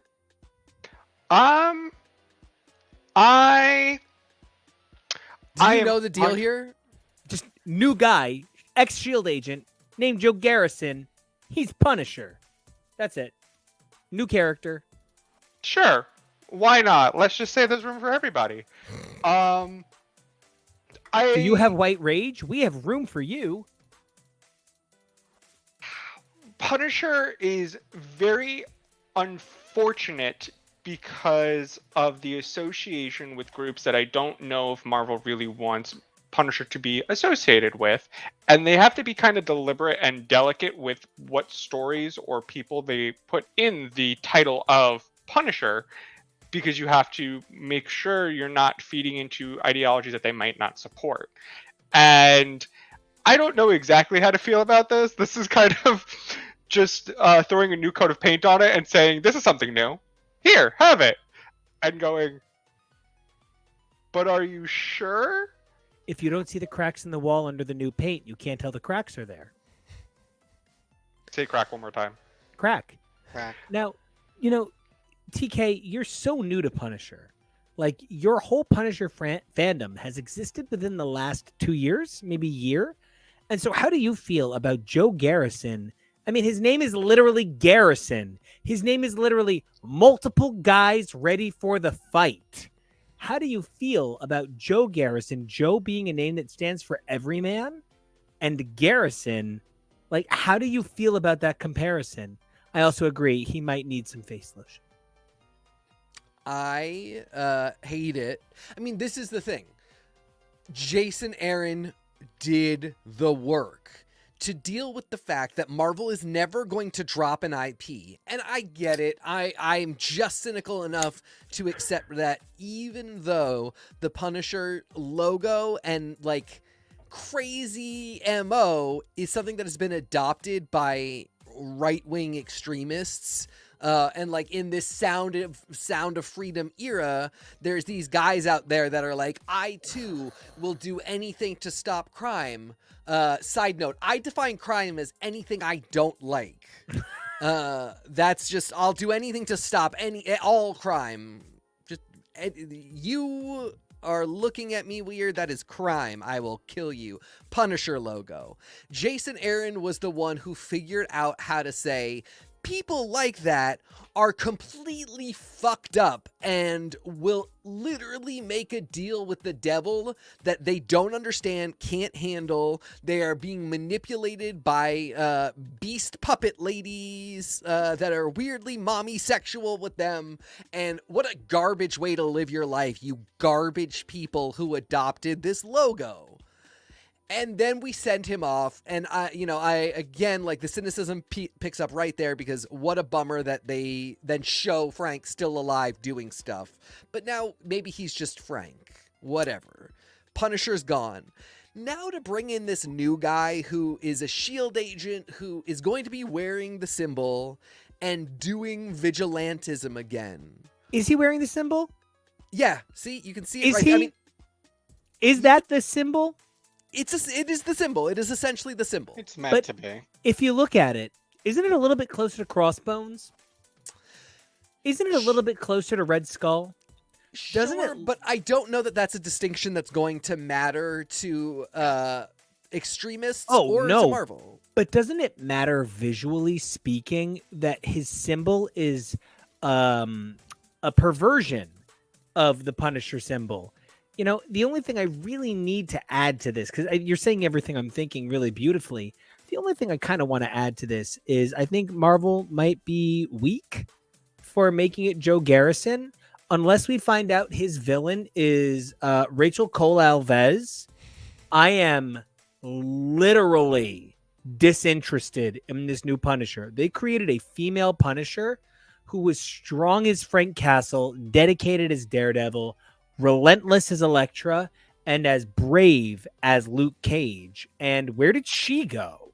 Was the problem that she was created by Greg Rucka, who is not an A-plus list writer?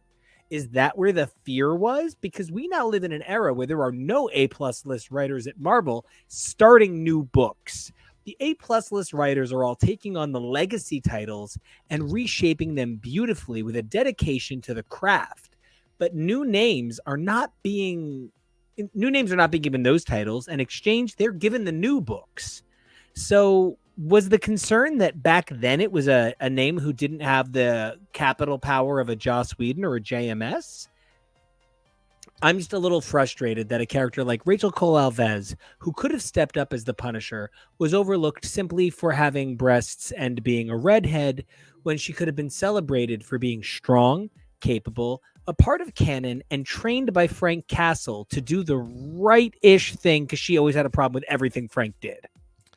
And, you know, the other side of it to me is I think that's a character that right-wing extremists would not adopt. They would not adopt her symbology. Even if she came up and was like, you know, I'm doing the Frank Castle thing. I will kill anybody to stop crime. You know, that the group of insane wannabe alpha males and police officers that follow this stuff is not going to be like, I want the woman. Well, That's a mistake. That's where they're going to fall off. And I think giving it to this guy, giving it to an ex-SHIELD agent, really is just setting us up for, can we make another dude who's maybe not as bad as Frank Castle, but kind of the same?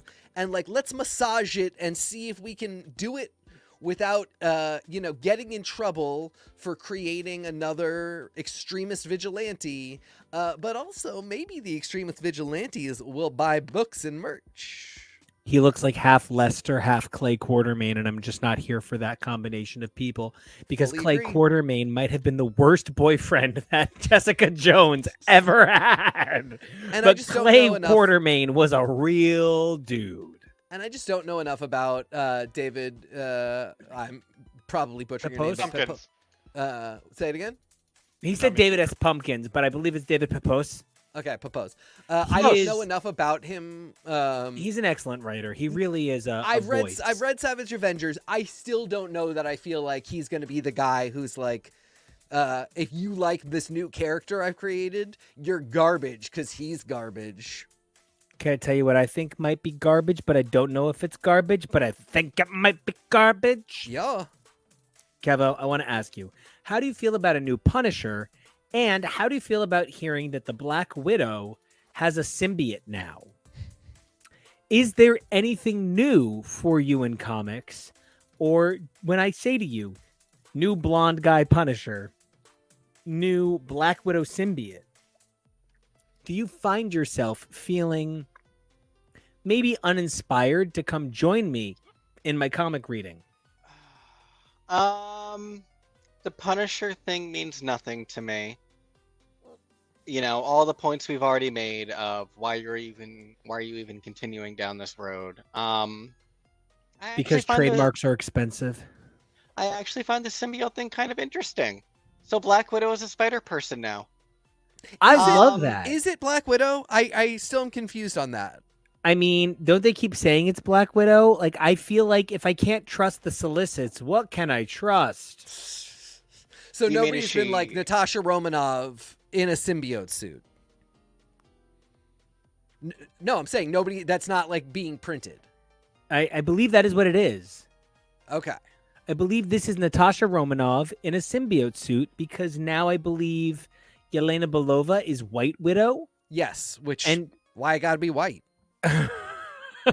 Doesn't need to be the opposite. Which- It could be other stuff. Also is a little weird because it's not an actual spider. There is no White Well, Widow out there. Yeah. we recently had You a don't know Red what you're Widow, and she was the most demented character to ever be in an Avengers book in the history of Avengers ever. Really, She truly. She was She- gnawing when you on say the we on the had her, chest. she's still around. Like, who knows? She had her own series. She was nuts. Did she? Yeah, she had like a series. It was either Winter Guard or Red Widow. It was a thing. The Winter Guard were actually fascinating. Setting that aside, Setting that aside. I want to echo the point that Kevo made that Black Widow, being involved with symbiotes makes her closer to a spider character, which she has one of the best spider character names that she's Yeah. not actually, part of the web. That involving her in a way I think is a nice way to at least get use out of that name in that sense, because it's kind of unfortunate that Black Widow is so old in terms of comics, that she's been around for so long, because I imagine had she been named something else or they waited, she would have been a spider character, because it's the perfect name for a spider character. Yep.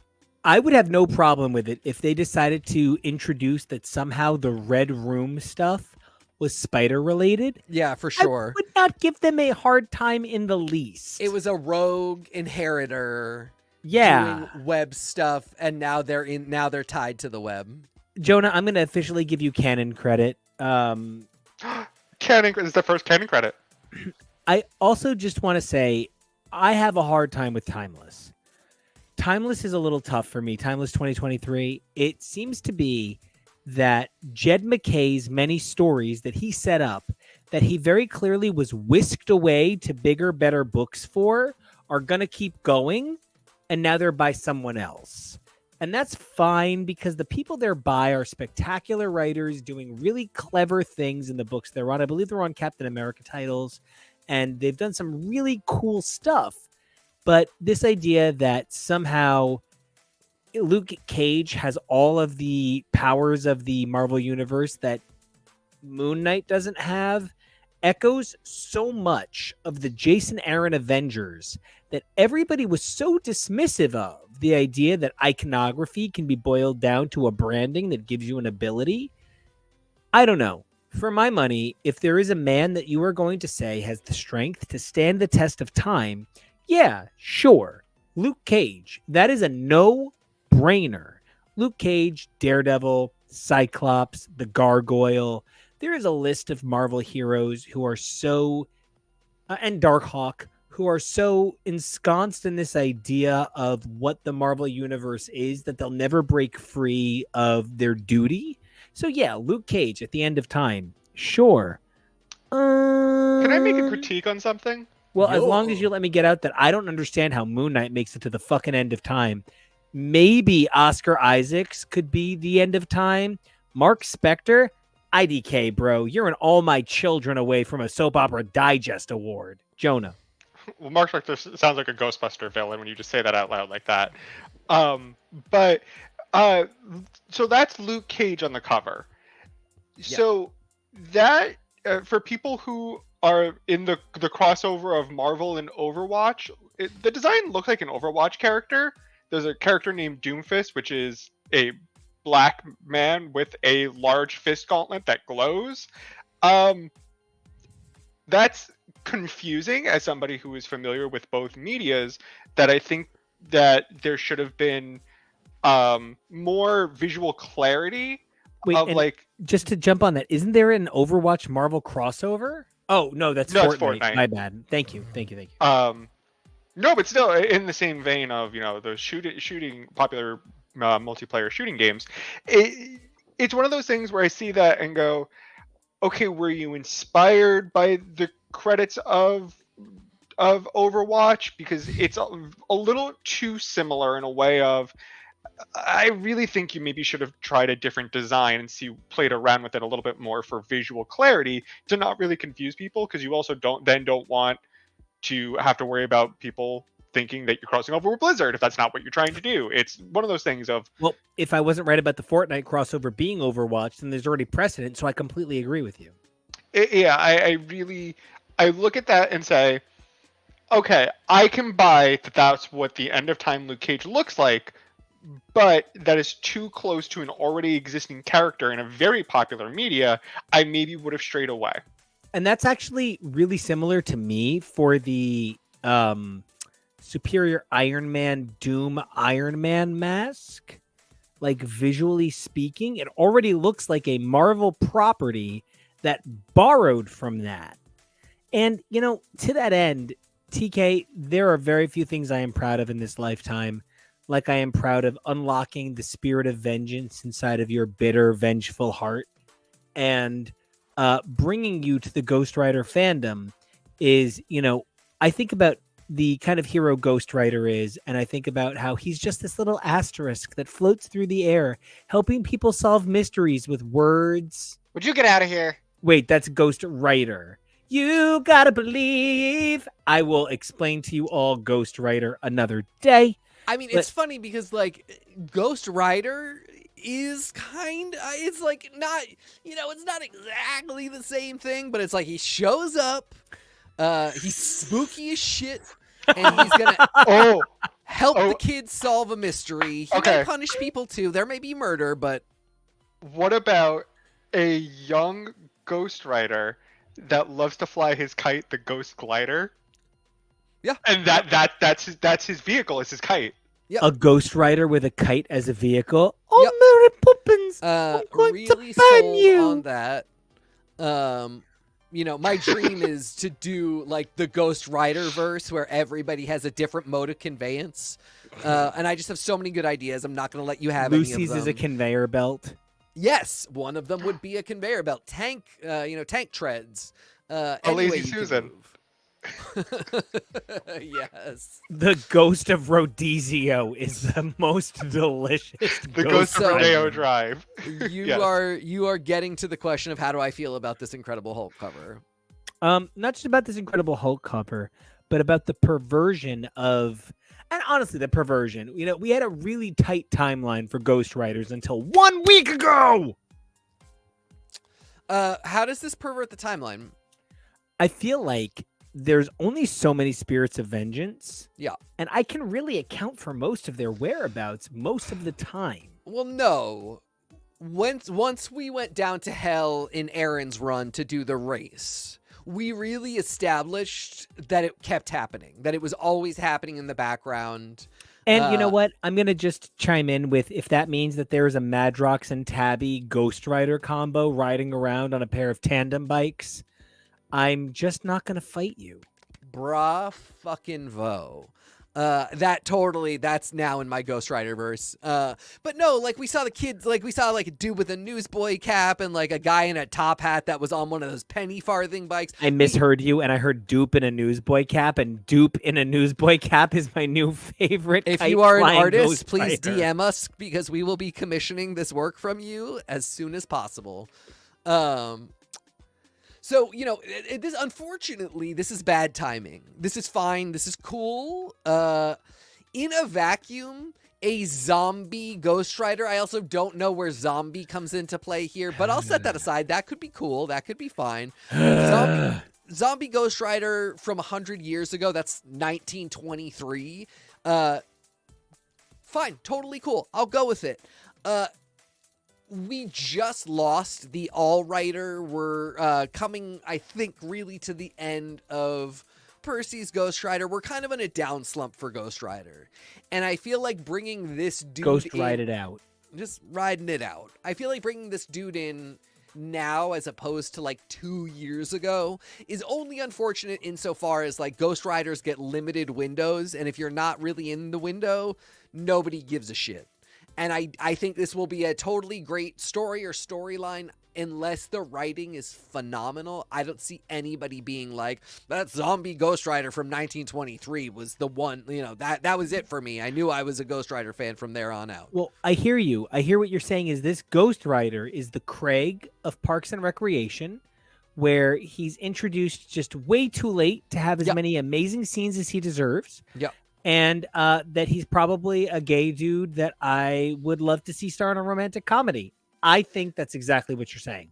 You nailed it. That is 100% correct. He refers to his vengeance all the time. He drove me here. He drove me here. But if this zombie is from 1920s, from the 1920s, what if it was a flapper?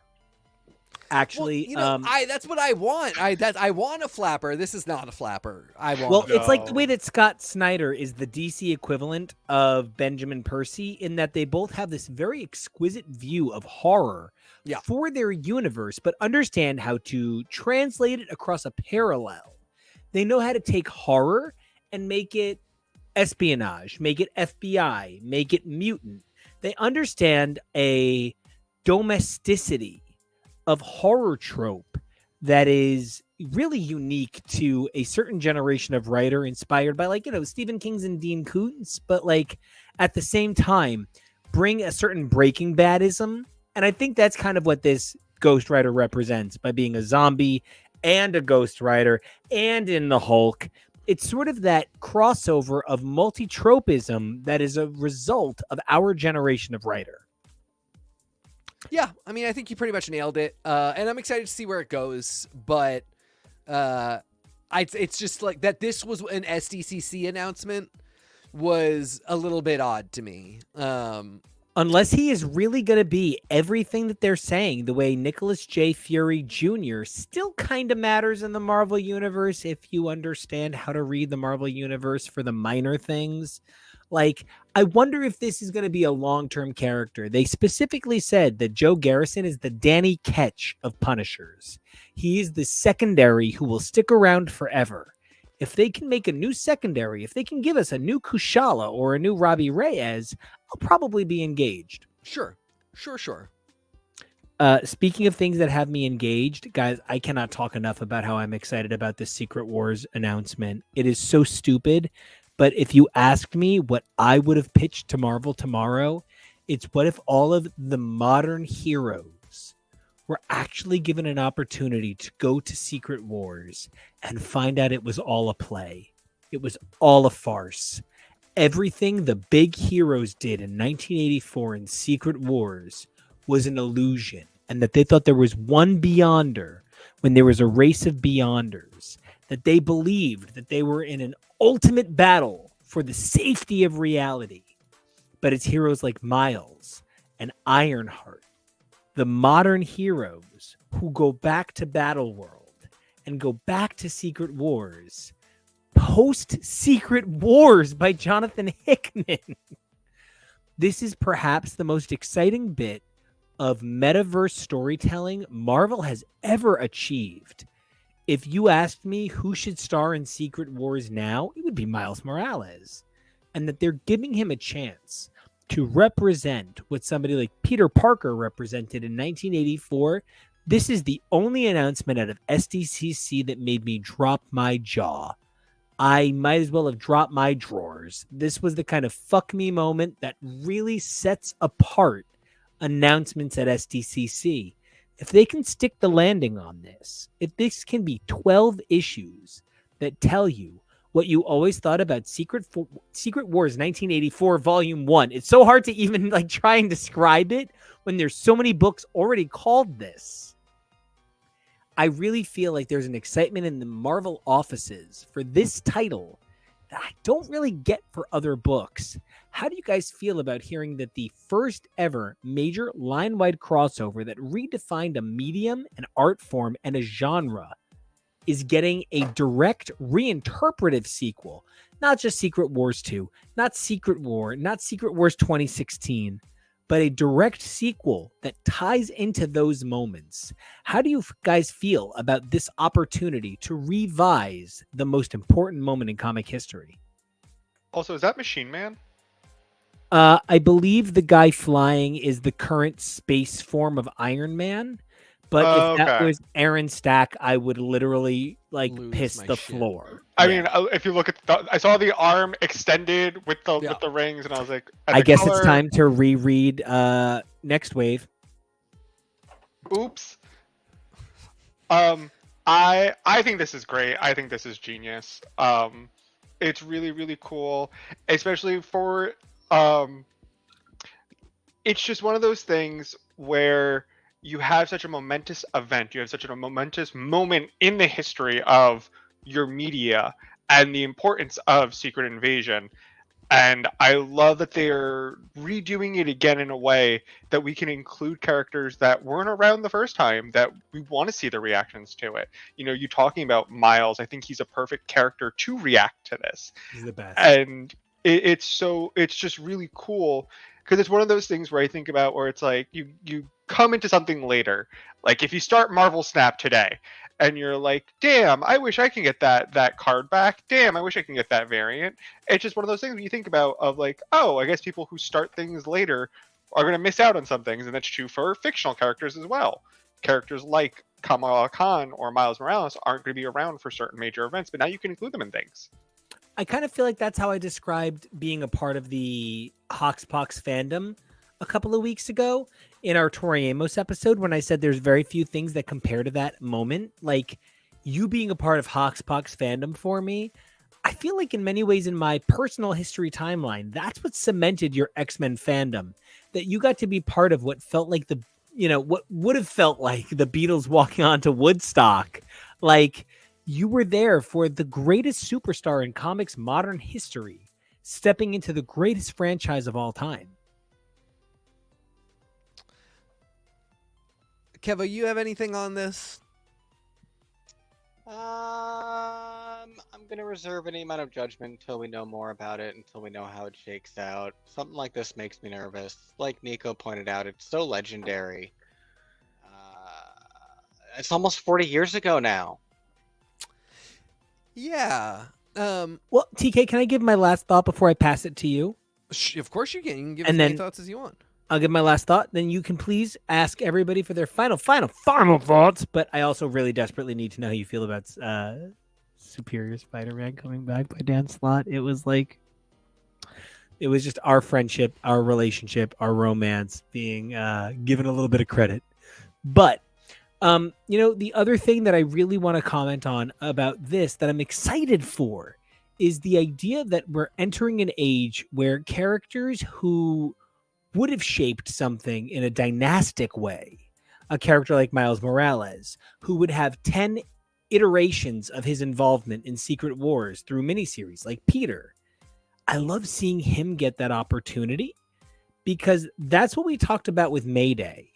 That Mayday was always treated secondary for being part of the second iteration as opposed to celebrated for being the primary. The other thing I think that this really stands to remind us is that the Marvel Universe is a living document. It's not an organism, it's a document. And we add more words to that document and it reshapes the canon.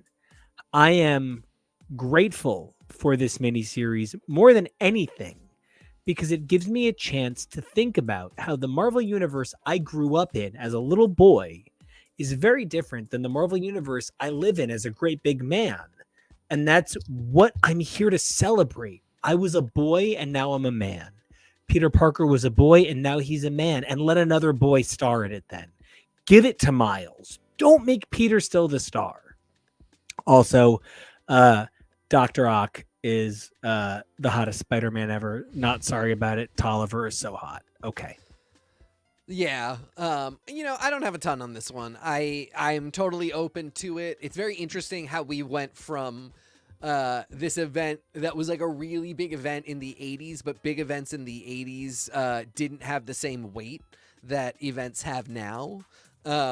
And then we go all the way, we get a kind of second one in the middle. We reuse the name Secret War by Bendis to talk about something like that is totally unrelated, but reminds us that Secret War is like Inferno. It's something that's going to pop up a lot.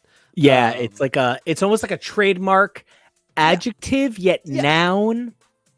Not all secret wars are going to be Beyonder related, but a secret war is a big event in the Not Marvel all universe. secret wars, but yes, all Marvel universes. Yeah, exactly. So we go from the biggest event possible that's not that big, all the way to Hickman, which is the biggest event possible, period. It is the entire shutting down and reworking of the universe for a few months, only to return, I think, coming all the way back to a sort of possibly poetic mini 12 issue. I mean, that's like a maxi. I think that's kind of beautiful symmetry and poetry for the whole thing. I do think more and more we're accepting the idea that it can't be Peter Parker forever, that young people today are going to be more interested in somebody like Miles than they are in somebody like Peter, for a variety of reasons. And what's so bad about supporting a Miles? What's so bad about giving the new kid a chance when you gave a Peter a chance when you were a Clark fan or a Bruce fan? And I think the idea has always kind of been going really overboard with like, well, we already have Peter and the adults like Peter because they liked him when they were kids. So if we can get today's kids on board, then everybody can just like Peter and we don't have to split our efforts. I think it's amazing because it's 60 years later, and I think now comics are kind of starting to realize there's enough people available that we can, in fact, split our efforts. Wait, are you saying that there are people who are different from one another spending money on comics? And what's interesting is there are people different from one another that are willing to write the comics. And I just want to say that, like, one of the people that we don't have enough opportunity to talk about is Victor Laval, who has only really been given 2 X-Men comics to date. But if you're asking me for an MVP who is literally writing the book that could not come out during Fall of X, it's Victor Laval. Sabretooth, if Sabretooth released 1 page during Hellfire 2023, the book would fall apart. Because the treatment of villains as complicated psychological creatures was nowhere to be found in Hellfire Gala, and it is the only thing Victor Laval is concerned with. You think every man in prison is a bad man? You're an idiot. And that is Victor Laval in a nutshell. And, setting that aside, you think prison is the way to go. Truly. That you think any man not in prison is a hero. Right. Yeah. But you point out a great example of somebody who, like, not a company man, not a standard Marvel demographic for who would be a writer. And, in fact, he's writing some of the best work because that's really plausible. That's not a problem. And it feels like, even though we've seen it happen throughout the past, I mean, really, it hasn't been more than 20 years. Even 30 years ago, it was still a big problem to get writers of different experience on there. But I feel like we're still breaking through that barrier of pay everybody a living wage. And when I say everybody, I mean a diverse group of creatives who come from different backgrounds and who can speak to experiences of characters that come from those backgrounds. If you don't think that Ariana Mar, greatest letterer working at Marvel right now, is literally telling the story as much as any writer, you're missing the point of comics. So pay everyone a living wage. Everyone.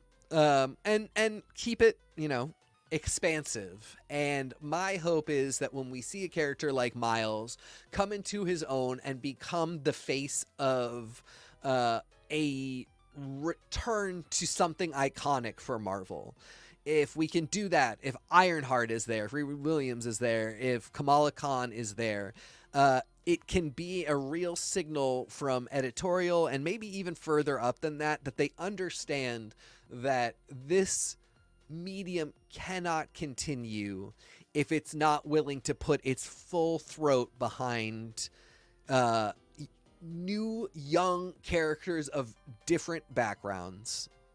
And speaking of young people who can put their full throat behind anything, Jonah, I want to ask you about something that you just weren't on camera for a moment as you give your sign off. we mentioned that Shea Coulee, like one of my top 5 drag queens in the history of the earth, is going to be an Ironheart, and how that makes me literally swell with joy. Our world is so beautifully narrowing as it continues to evolve together, not necessarily evolve in a vacuum.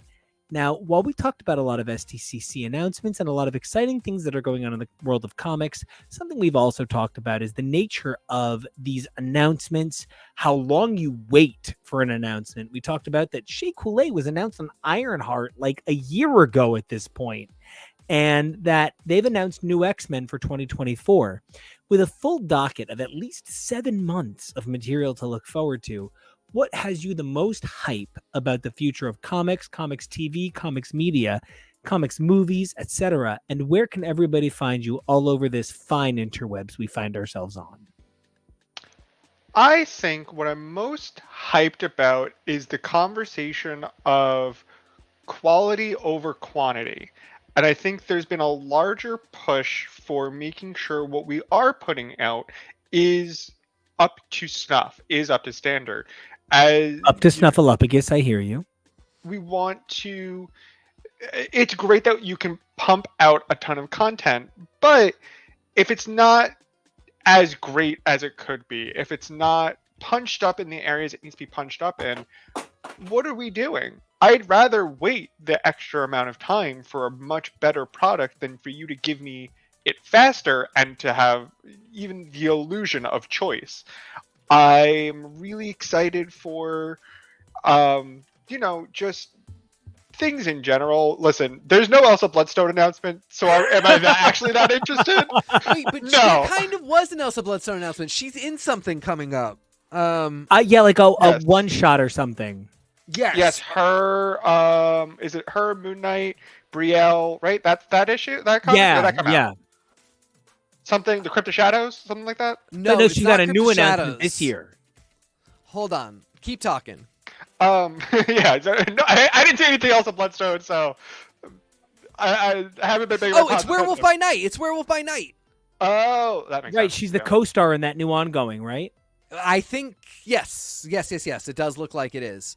Which that's just like so up our alley, but that's for another day. But I'm just saying it's coming. Okay, so we got something. Sedona. Still not an ongoing. Yes. Handsome peak man as you are, where can everybody find you on the interwebs? You can find me over on the Elon app. I don't know what it's called anymore. And Instagram at Peak Jonah. That's Peak.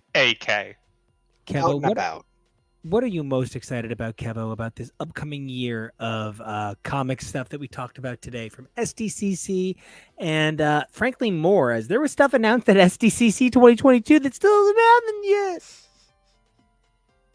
Yeah, that is pretty interesting. The cartoon I referenced earlier is one of those things that is from last year. No news. Is there going to be What If in all of 2023? Probably not. I really want to echo what Jonah said about we can be patient. Something I was talking about with show contributor Tori the other day was the length between Alien films. 79, 85, 86. 80, 93, 97. I got the numbers. Oh, sorry. 79, 86, 92, and 97. And that is almost 20 years between the first and fourth Alien film, whereas it's only 11 years between the first and fourth Thor film. Wow. And that's not including all of the other Thor appearances and all of the different things in those 11 years. That's a lot of saturation for a character, and we enjoyed it, but Alien is an example of you don't necessarily always need to give that much. We'll see. I'm still excited for Echo. I am still excited for the Marvels. But I don't know. We're in a weird state right now, so we'll just have to see what comes out. Now, Kevo, where can everybody find you on the interwebs should they want to listen to all of the amazing things you have to say? You can find me on the socials at Keboreally. That's Keboreally. Now, TK, Mr. Tim, where can we find you, and what are you most excited about as we approach 2023, the year of our good Lord Robert Downey Jr.? You can find me on Twitter and Instagram right now. We'll see. I don't know. It's such a weird time, but I'm there right now at TK Elemental. Oh man, it's tough. It's tough to say what I'm excited about when it all comes down to it. Today, especially, this Hellfire Gala really took the wind out of my sails when it comes to excitement. Literally the worst comic I've read in 2023. It was real tough. You know, it was so tough because it was not the worst comic, because there was some expert stuff in there, gorgeous art, really brilliant writing, but I think it was the most unkind comic I've read, maybe even in 20 years. I felt it was very, very unkind, and that was just rough to work with. I think the one thing I am really excited about that we didn't quite get a chance to talk about is Gods, Hickman's new project. I'm a little bit like, Hickman's new project? What the odds he's going to do more than 7? Yeah, but, you know, I'll always give that brilliant man a chance, and was one of the pieces of the Hellfire Gala that made me think that maybe things weren't so bad. Boy, did I get that wrong. But yeah, we'll go with Gods. Can't wait to see how that turns out. As always, Nico, you guys can find me at how about Nico. you? Oh, yeah, I know. We got to end. You guys can always find me at Nico Action. It's NICOACTION. As always, I am most excited about this Marvel Superhero Secret Worlds Battle World thing. Secret Wars. I'm so excited. And just to touch on it one more time, I did find the Iceman moment really gut-wrenching. I found the Jean moment lovely. But for me, the best moment of the Hellfire Gala was Rogue. As always, Rogue's humanity in the face of everything is why I do like everything I do, because if you can have a bad past and still be a beautiful person, then maybe there's hope for me. And so I am so excited to have made this amazing show for 2 hours and 20 minutes. It was supposed to be 2 hours, but hey, we're pretty close to almost done. Sorry, I got so excited because Revs, Raves, and Rants, anytime we have anybody show up that we know, I'm always so excited. Always a big fan of seeing other shows show up. And always, anytime you guys have the opportunity to check out any of the shows that show up in our comments, you give them a vote, you give them some views, you give them a like and a subscribe, because it's a family, it's a network, it's a world that we work to make. So give a look to Revs, Raves, and Rants, say hey. And as always, guys, that Rogue moment made me literally cry on air today. So maybe the Hellfire Gala 2023 ain't so bad. Stay strong. Be brave, evolve daily. We love you, and we'll see you every single week, multiple times a week, as always. Guys, stay strong. We'll see you.